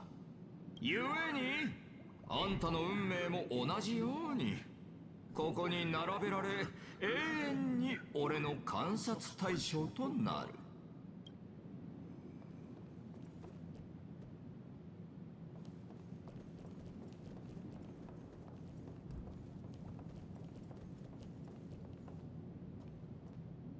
確かこの扉の奥は。ずーっと眠ってた一つ目の秘密だ。姫子がどうやって座礁した列車を見つけ修理したのか。彼女の肖像画を除いてこの過去を知る者はいない。さあ選択の時だ。進むか止まるか。ナビゲーターに他の選択肢なんてないよな。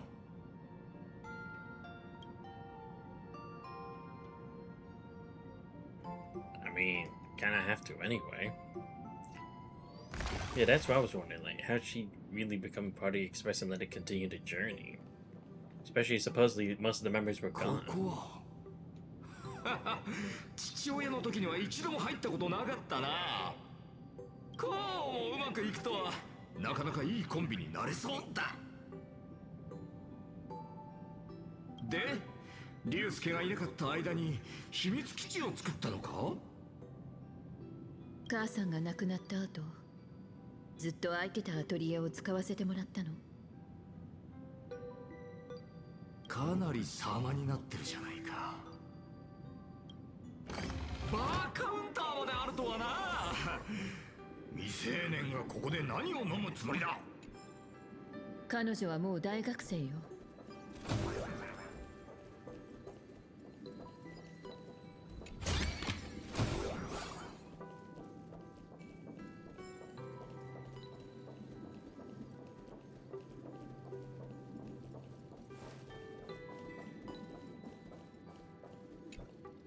一杯どうだ？ブラーチから教わってな。元老も俺の腕を絶賛してた。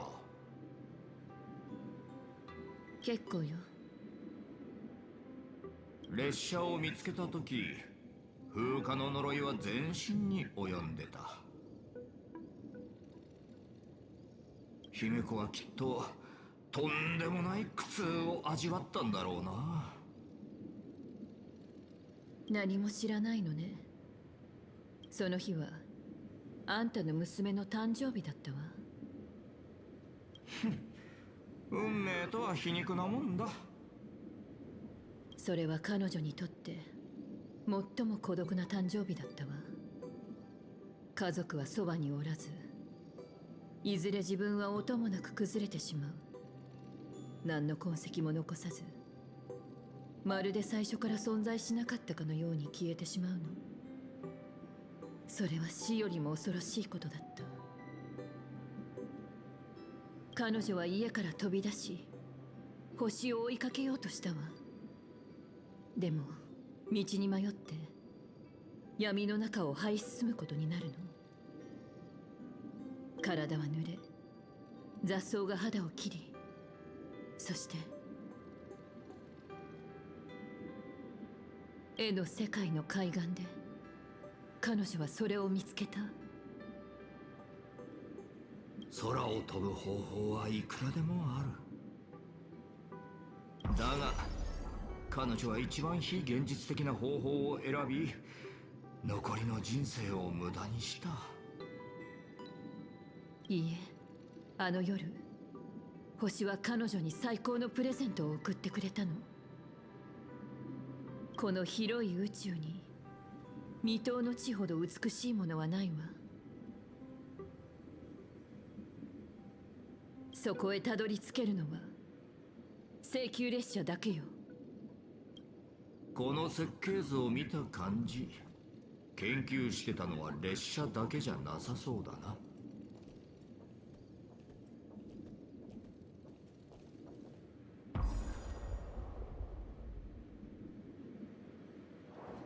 ペガーナの遺産か。この資料はアキビリと一緒に消えたもんだと思ってたが、どうやら手癖の悪いやつが余計なことをしてくれたようだ。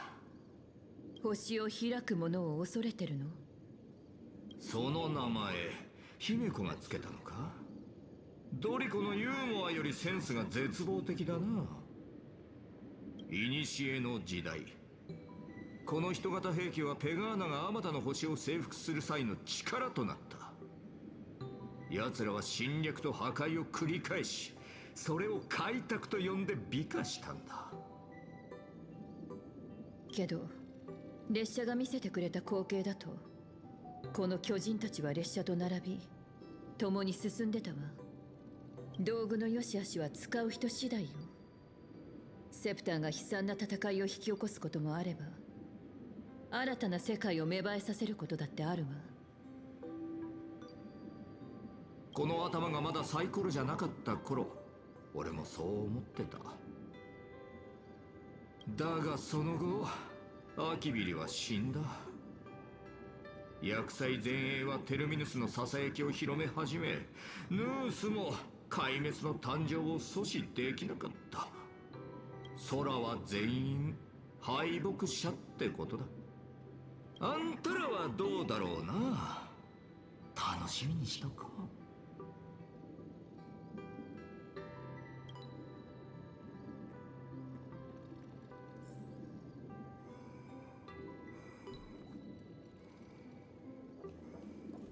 星を追う巨人、ペガーナの神話。想像力を失ったこの世界で彼女は奇跡を再現した。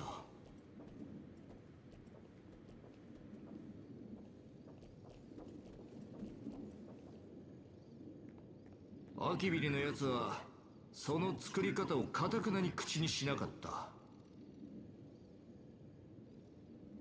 まさか俺の娘はマジモンの天才なのか。手探りで設計図を再現するとはな。その秘密を知りたい？ああ、いや興味があるわけじゃない。サイコロ頭にそういった技術的な話は理解できないからな。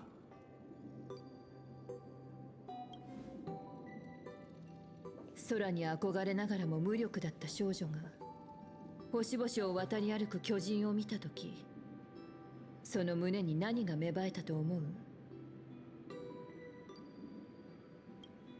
彼女はただ自分の夢を描いたの。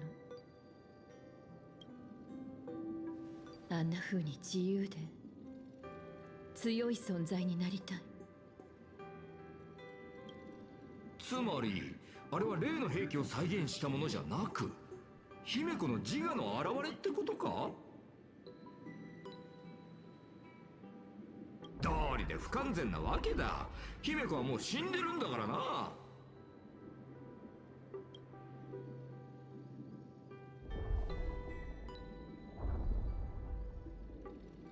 無駄な努力はやめた方がいいぞ。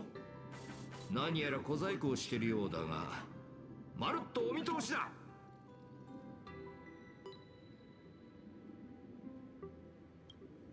不完全な現像種じゃこの世界は破れない。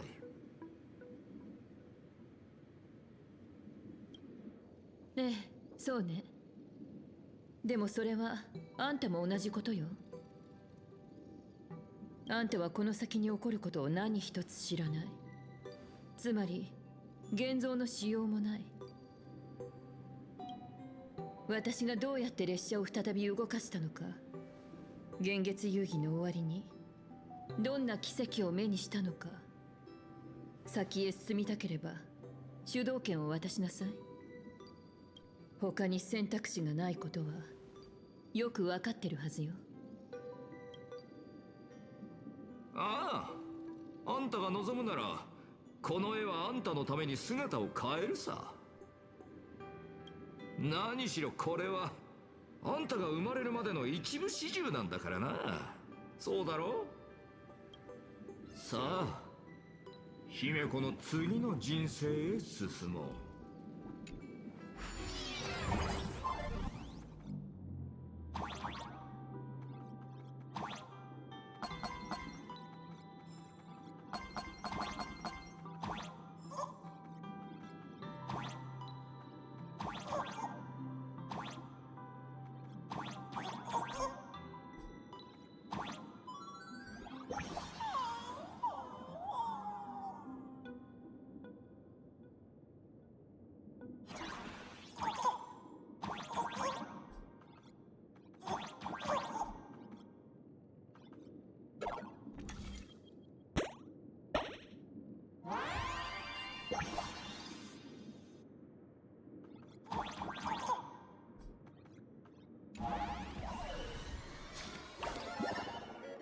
この絵に色を与え、記憶の始まりを描いてみる。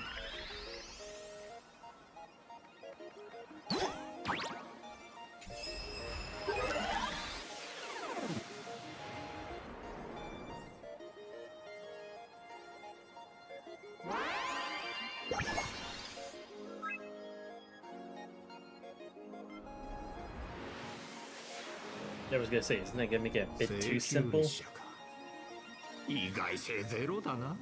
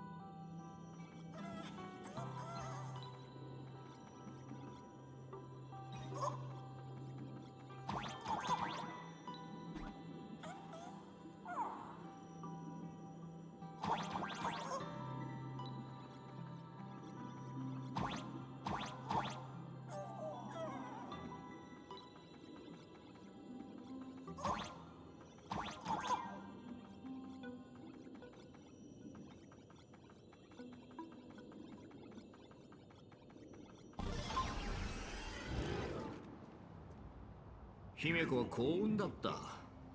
座礁した列車を見つけ、その修理に取り掛かれたのだから。だが彼女はあまりに不運でもあった。彼女は入退院を繰り返した。その度に命の砂時計は落ちていく。体力は日に日に落ち、列車の元へ行くことすら困難になり、星空へ向かう夢は次第に遠のいていった。追い詰められた彼女に残された選択肢はもはや一つのみ。さあ、ここからは創作の時間だ。この窓を開け、二つ目の空白を埋めてくれ。あんたと姫子のつながりも絵の中で再現されるだろう。どんな光景が待ってるのか楽しみだな。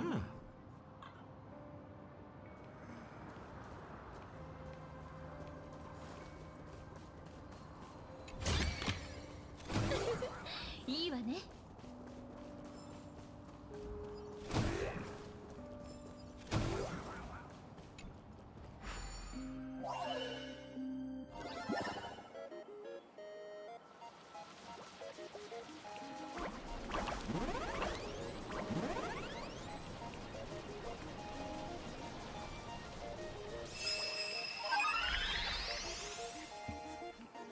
Let's see. So where do I have to? Oh, okay. So let's do this first. Let's get this. I'm gonna probably have the detonator.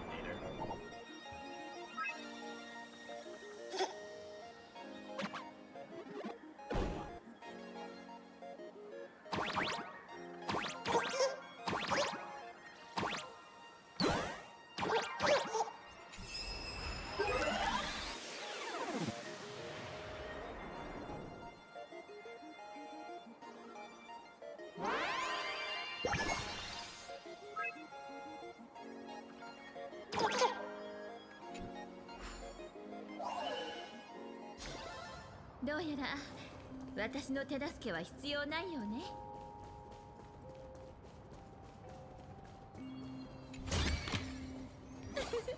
いいわね。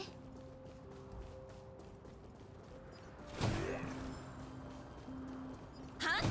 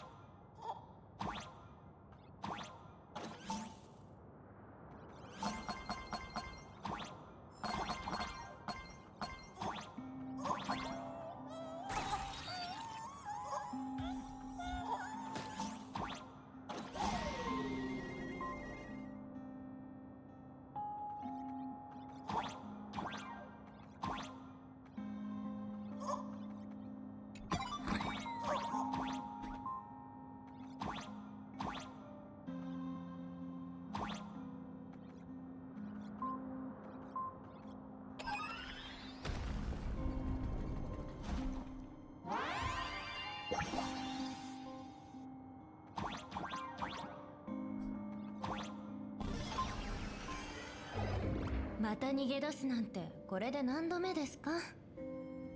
さあ、あんたは今まで授業で描いた絵の枚数を覚えてるの？自分の体のことは分かってますよね。ちゃんと時間通りに薬を飲んで激しい運動は控えてください。それから安静に。私もグラフ絵学院の卒業生ですから、絵を描くのがどれほど体力を使うか知っていますよ。外に出るのを止めるだけならまだしも、どうして創作にまで口を出されなきゃいけないのかしら。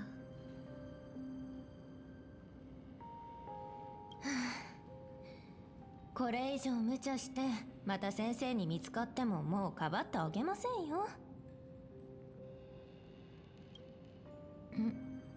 この絵すごく綺麗ですね。ご家族ですか？でも確か。いいえ、私を描いたの。なりたくてもなれない自分の姿を。あなたがまだ描き続けたいと願い、もっといい自分を想像する限りまだ希望はあります。さて、私は仕事に戻りますね。次に逃げるときは水曜にしてください。その日は当番じゃありませんので。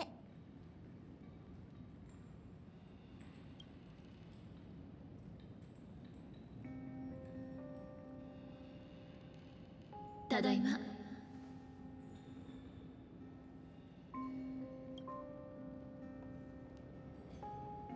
また看護師さんに迷惑をかけたの？あんたまでお説教するつもり？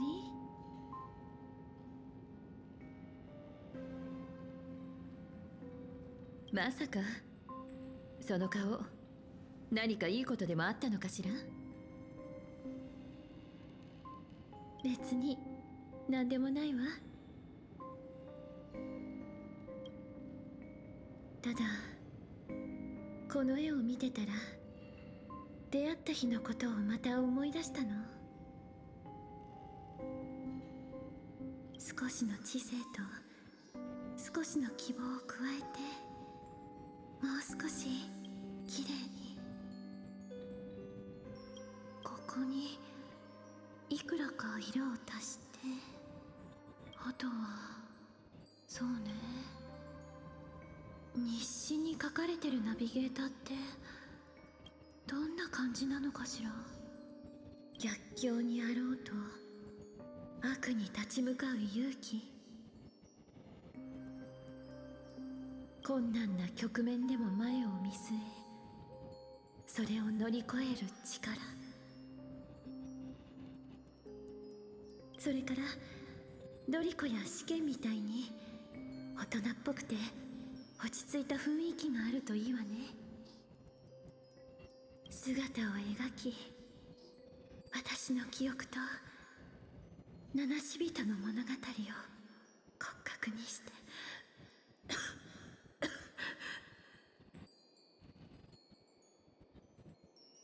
最後に眼力を込め建造で仕上げる。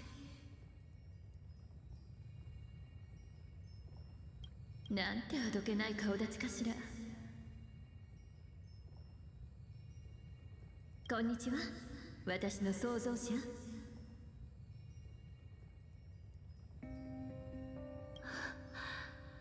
成功した。本当に生きてる。焦らないで、逃げたりしないから。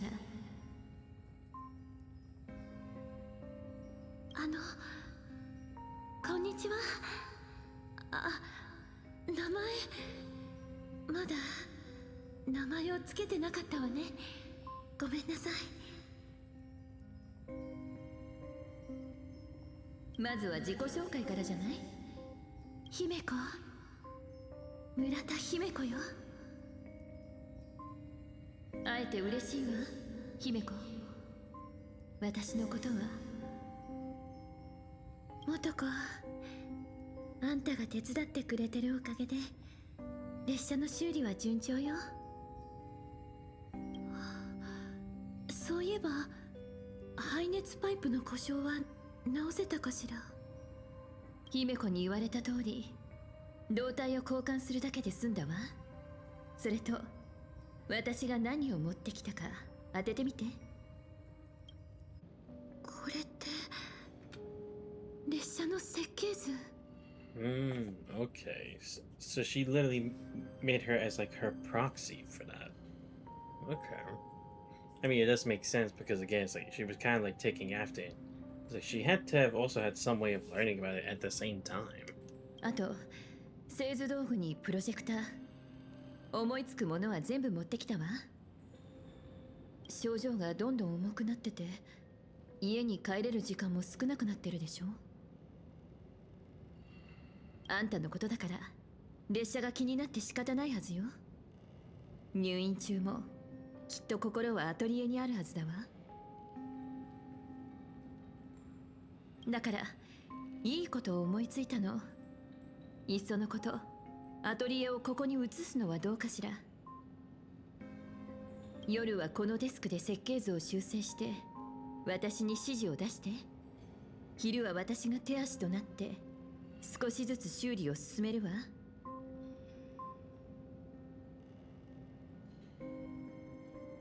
いつものようにね。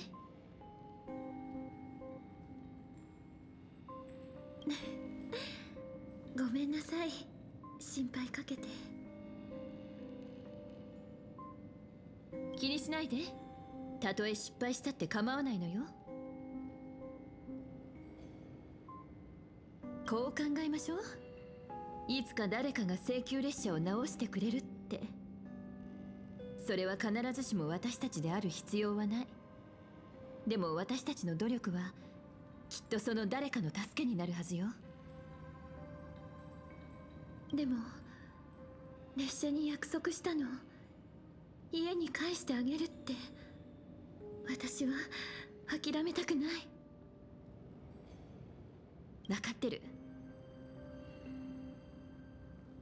だから耐えられなくなった時は私のことを思い出して。あんたは一人じゃないわ。ええ、覚えておく。あ、そうそう、待ってる間に新しいコーヒーのレシピを思いついたの。飲んでみない？今度は異性のあんこう缶詰が入ってないといいけど。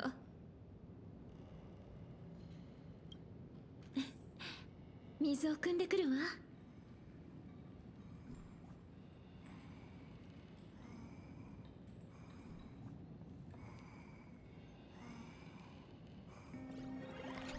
風化の呪いにに対してはどんな治療もただの気休めでしかない。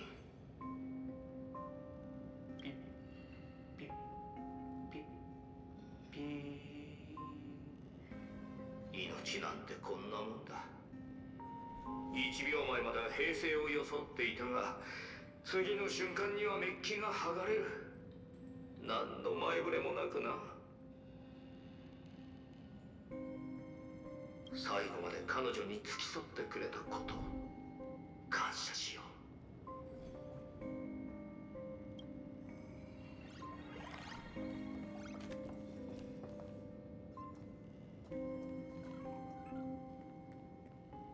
お嬢さん、今日の診察はもうおしまいだ。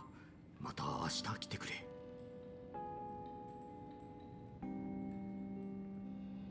確かここの先生の夜勤は水曜日だけだったはずだけど、それに今は私の創作の時間だって言わなかった？俺はただ自分のやり方で創作に参加してるだけさ。悪化していく体調を前に姫子が思いついた唯一の方法、それはもう一人の自分を作ることだった。より健康でより大人びた彼女が思い描くナビゲーターとしての自分。つまりあんたのことだ、元子。話は終わり？あの子のところへ行くわ。ああ、この後の展開も楽しみにしてるぞ。俺はただの通りすがりの医者だ。何も見てないし何も聞いてない。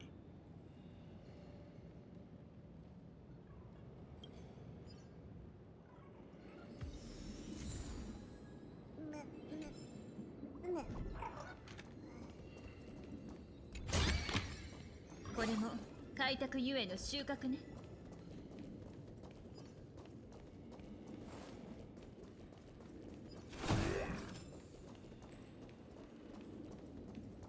よ、俺は扉。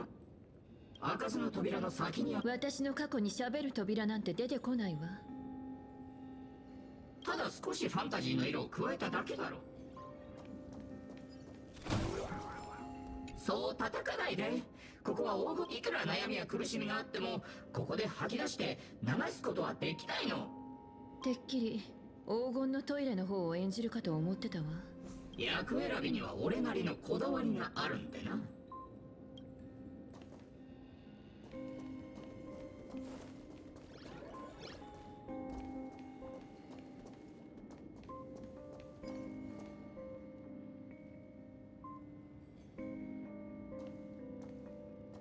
姫子、星を見てるの？考えていたのよ。列車を再び動かすことができたらどこまで行けるのかを。一番遠くに見えるのは1万光年先にある三等星。でもその先は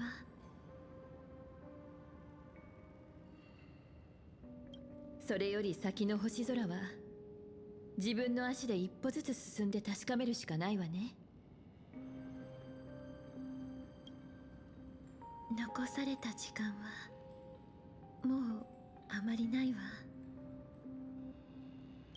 もっとこうエンジンの点火成功率は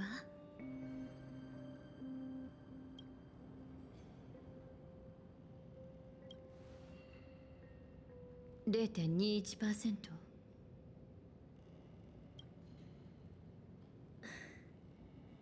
逆に1% も下がるなんて。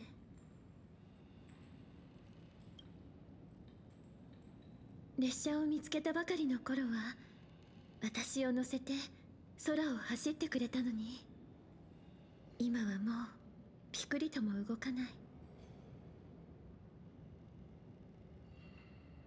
数百の故障を直して1000に及ぶ部品を交換したけど、まさか最後に立ちはだかるのが動力学的な特徴が全く見られないエンジンだなんて。大丈夫？ええ、もちろん。たかがエンジンでしょ。なんとかなるわ。私が考えてあんたが手を動かす。いつも通りよ。もう遅いし先に帰って休んでちょうだい。いくら現像種でも不眠不休で働くのはいけないわ。姫子、私たちならきっと空を飛べるはずよ。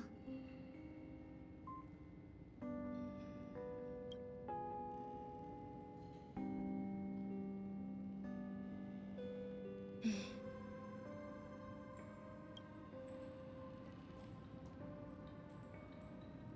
はあ、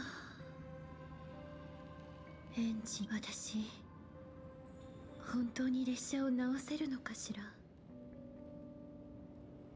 歩くことすらままならない人間がアハトピアから離れたところでどこまで行けるというの？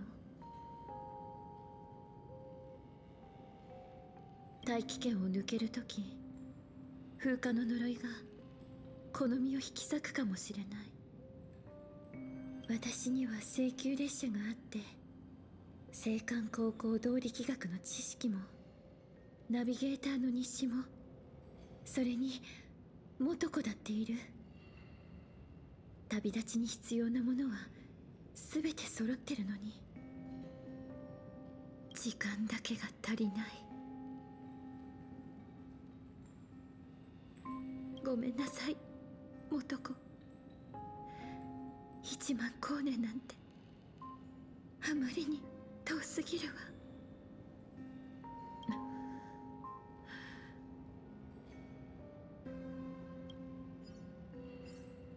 なんて感動的だ。もう涙を我慢できそうにない。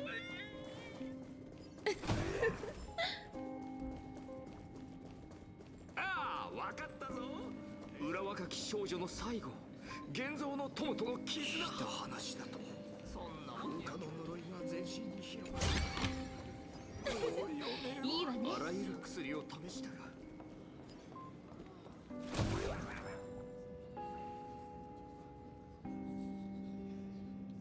Oh, wow, spoiler. Well, then again, I guess we kind of already saw that, but... okay. Then again, this would be before the Phantasmic game, yeah, so... This is something that she was capable of doing on her own, but... Like, to bring her drawings to life, but...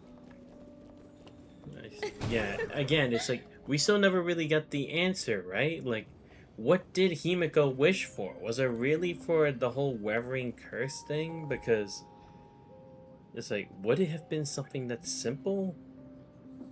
Or was there something more to the wish? Like, did she actually wish for something else? It's kind of the other thing, like, how did the games conclude? None of us really know. Just checking for random stuff. グラフィエのとこの娘さん、本当に気の毒だな。薬じゃどうにもならないって本人も分かってるはずだ。今できるのは神に祈ることくらいか。あんたは医者であって牧師じゃないでしょ。すまないな。だが結局あんたは幻月遊戯を選んだんだろ。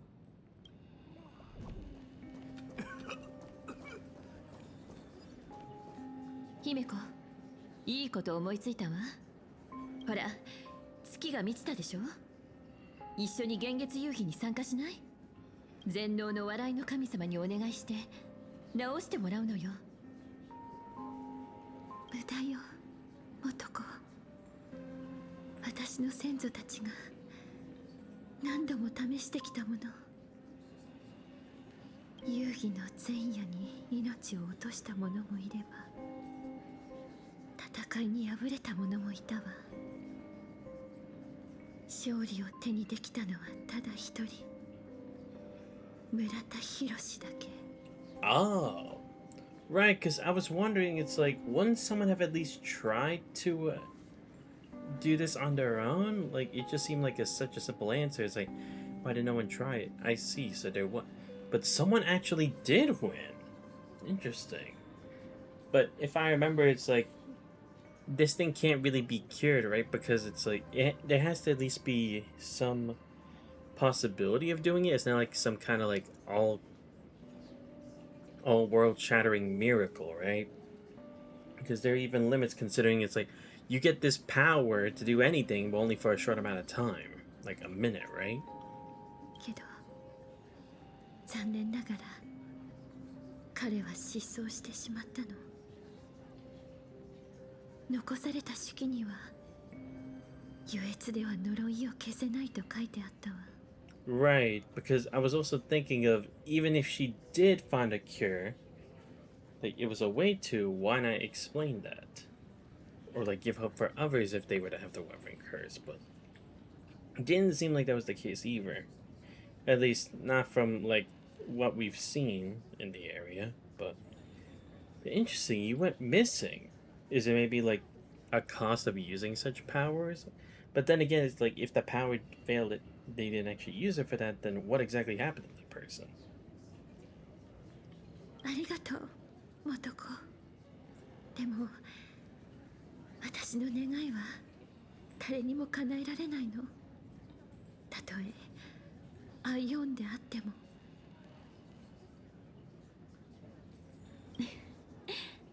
じゃあ、他のことをお願いしましょう。体のことじゃなくて。何のために？思いっきり楽しむためよ。列車を再び飛ばして星のすぐ近くまで駆け上がるの。笑いの神様にお願いしてエンジンを直してもらいましょう。請求列車がもう一度出発する姿をみんなに見せつけてやるのよ。I see. Right, because if anything, you could say the Astro Express is like a relic of Ogfilly, right? So, yes, no matter what they do, they would never actually be able to find a way to actually restore it to the way it was. Because even if they're kind of like backtracking and reverse engineering it, there's only so far reverse engineering can do. There's still a lot of like the tinier details that if they don't have those components either, or they're missing steps in the process, it won't function the same way that it should. I see, so that's what it would be. Right, because I guess considering she's just trying to at least make the most of what she can do, at least she'd be able to accomplish one of her dreams, being the one to actually set the Astro Express back on track. ソが面白がって列車を花火みたいに爆発したって構わない。少なくとも列車は輝いて音を轟かせ空高く飛び立つんだから。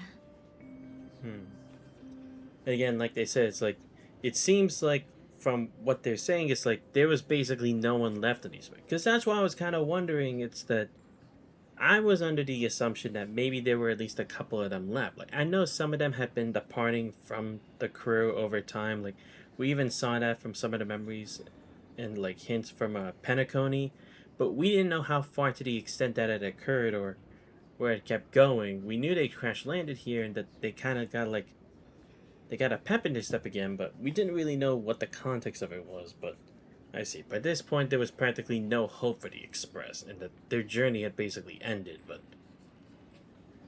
they attempted to let their journey continue.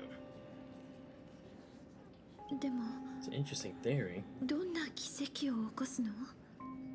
私の体で。あんたが復元した星を開くものの設計図を使って巨大ロボットを作るっていうのはどう？あっと言わせてあげましょう。私があんたの手足になってみんなに鋼鉄の巨人を見せてあげる。Okay. Right, because I was like, even with Himiko in this state, would she even be able to guarantee to be able to win? Because they even painted the Weathering Curse on her, but I don't know if like when Himiko did that, does Motoko actually feel the same effects of the Weathering Curse, or is this just like just merely just an image? Because again, this is supposed to be like an adult version of herself if she became the Navigator, which it could just be that, but still. they would need to kind of pull out all the stops for the Phantasmo games, and it's like this is their only shot. They only have this one chance, considering Himiko's running out of time. So okay,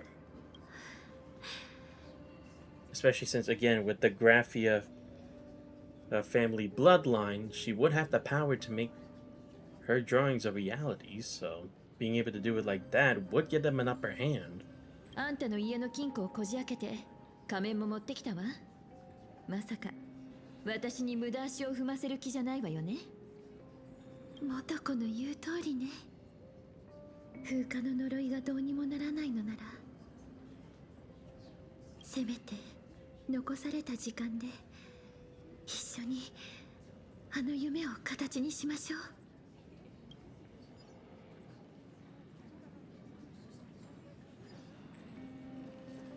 あらゆる薬を試したが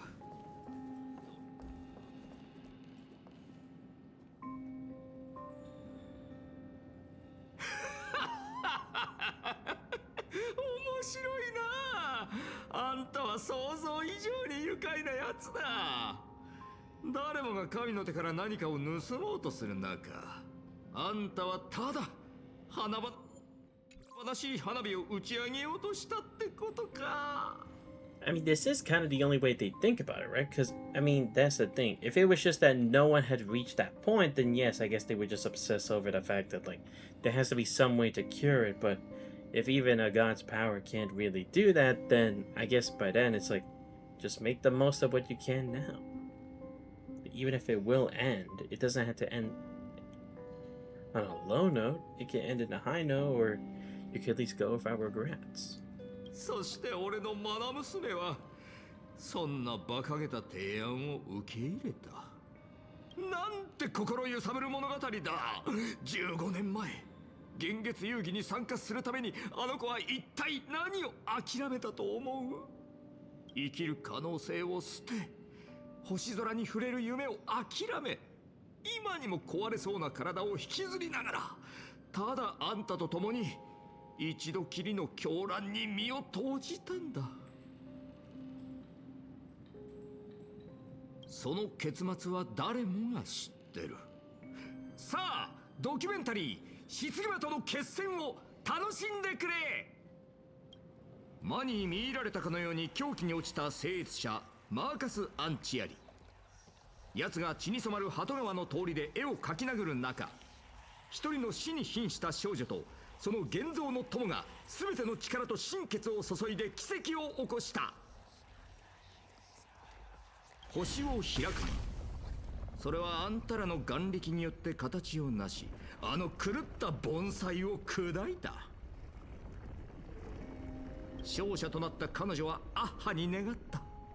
本物の命、自身の名前と記憶、それから銀河を開拓するという夢を全てあんたに送りたいと。そして彼女はあんたと請求列車が星空へ旅立つのを見届けながら永遠にこの星にとどまった。全ての心残りとともに灰となって。さあ贋作、この扉を開け、絵の第2幕に最後の一筆を加えるといい。扉の向こうからは何の音も聞こえない。この扉を開けて療養院を離れたらもう戻ることはできないわ。最初から引き返すつもりなんてないでしょ。でも本当に勝てるかしら。もし私が足を引っ張ってしまったら、その時は私があんたの手を引っ張って進むだけよ。何言ってるのよ。覚えておいて。あんたが私を誕生させた時の願いはあんたの代わりを演じさせることじゃなかった。命を授かったその瞬間から私には本当の願いが聞こえてたわ。理想の自分になりたいってね。あんたに欠けてるほんの少しの信じる心は私が補ってあげる。姫子は誰よりも遠くへ行ける、そう信じる心を。今の自分が信じられないなら、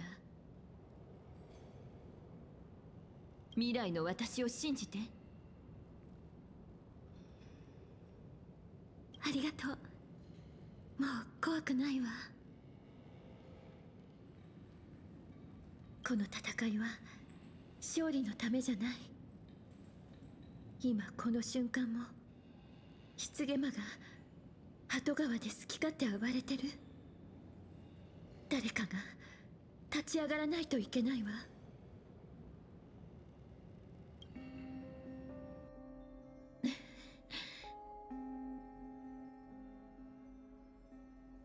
次に幻月が満ちるとき、必ず約束を果たすわ。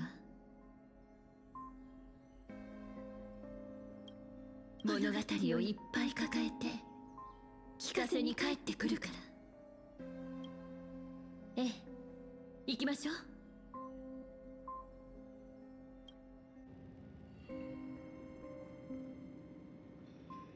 Okay. Oh, my bad. Alright. For now, I think that'll be a great place to end the stream. Yes, I know I'm cutting off a bit here, but I mean, I do have work tomorrow, and at least we're making progress, but I see. Okay. I mean, I guess that would be the only other option for their wish, right? Because again, it's like, if this is seemingly the fake Himeko, or not the original one, then what exactly was the wish? What exactly did they even fight for? What's their lives for? And did it really amount to anything? But now we finally at least got the details of that. But again, that's just one of the few things, right? We know how the game quote-unquote ended, but it's like, did it really go that smoothly? I know that's not one of the big questions, but it's kind of one of the other things, right? And the second thing is, like, how did the whole thing with the Express even go so, like, fluidly? Like, how she just joined up with the team and everything, right? Because, hell, even Pom Pom doesn't even remember what happened. So it's like, why is that? Is there something else that's, like, blocking all of this? Is it part of the wish? I don't even know. But that's all I can kind of think of, because it's like, why would this have to be something that even he couldn't remember, and he's supposed to be, like, the last one standing of the original crew? And I guess, again, the point of the game is to, like, see who can uncover the other secret first by kind of, like, going along where this story will lead them to. Because it'll kind of be, like, showing why exactly did he stay with Himeko for so long to get to this point, and in the other way, what exactly was had Himeko done to then come back to then actually be capable of being a centerpiece for what can change everything here, I guess. But I don't know. But still, again, there are still kind of a couple questions that are left unanswered. How did the games really end? Well, then again, I already just kind of said it, so I'm not just gonna repeat what I said literally a minute ago. But yeah, that'll be the end for tonight. I'm not sure. I'll probably relax tomorrow. I don't know. Who knows? Maybe for some reason I'll do even another Star Wars stream in like another couple days or something. Because like I said, I work from 8 to 2 on Monday, and I know that's Tales of Berseria Day. I know it is, but at the same time, it's like I'll be waking up pretty early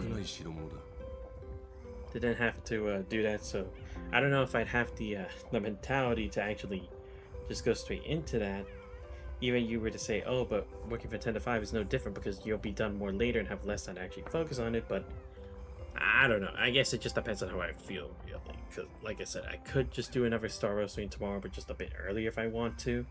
Which, honestly, I wouldn't really be opposed to it. And then I could just do my thing on Monday, but I could take a nap after work. And then, just prepare some time for it. Because, I mean, to be fair, I don't really have to grind right now. And we're going to explore the new place anyway. I mean, the new section of the map, so that'll be my grind sesh, so I guess we'll be fine with that. And like I said, the reason I'm kind of trying to figure out what other day I can do Berseria is because I feel like Wednesday, since I'm off that day, it's a good day for me to continue with Punishing Grey Raven, at least the floating record. So then I can at least potentially get 3, maybe 4 hours in, because again, y'all know it's gonna take a while to actually try to get through that. But then again, in the back of my mind, I'm like, would it be smart to do that? Because then if I don't actually finish it, and then I have to like, then we have Karenina's thing like the week after. It's like, oh, will I be able to like keep remembering the stuff from back and forth and back and forth?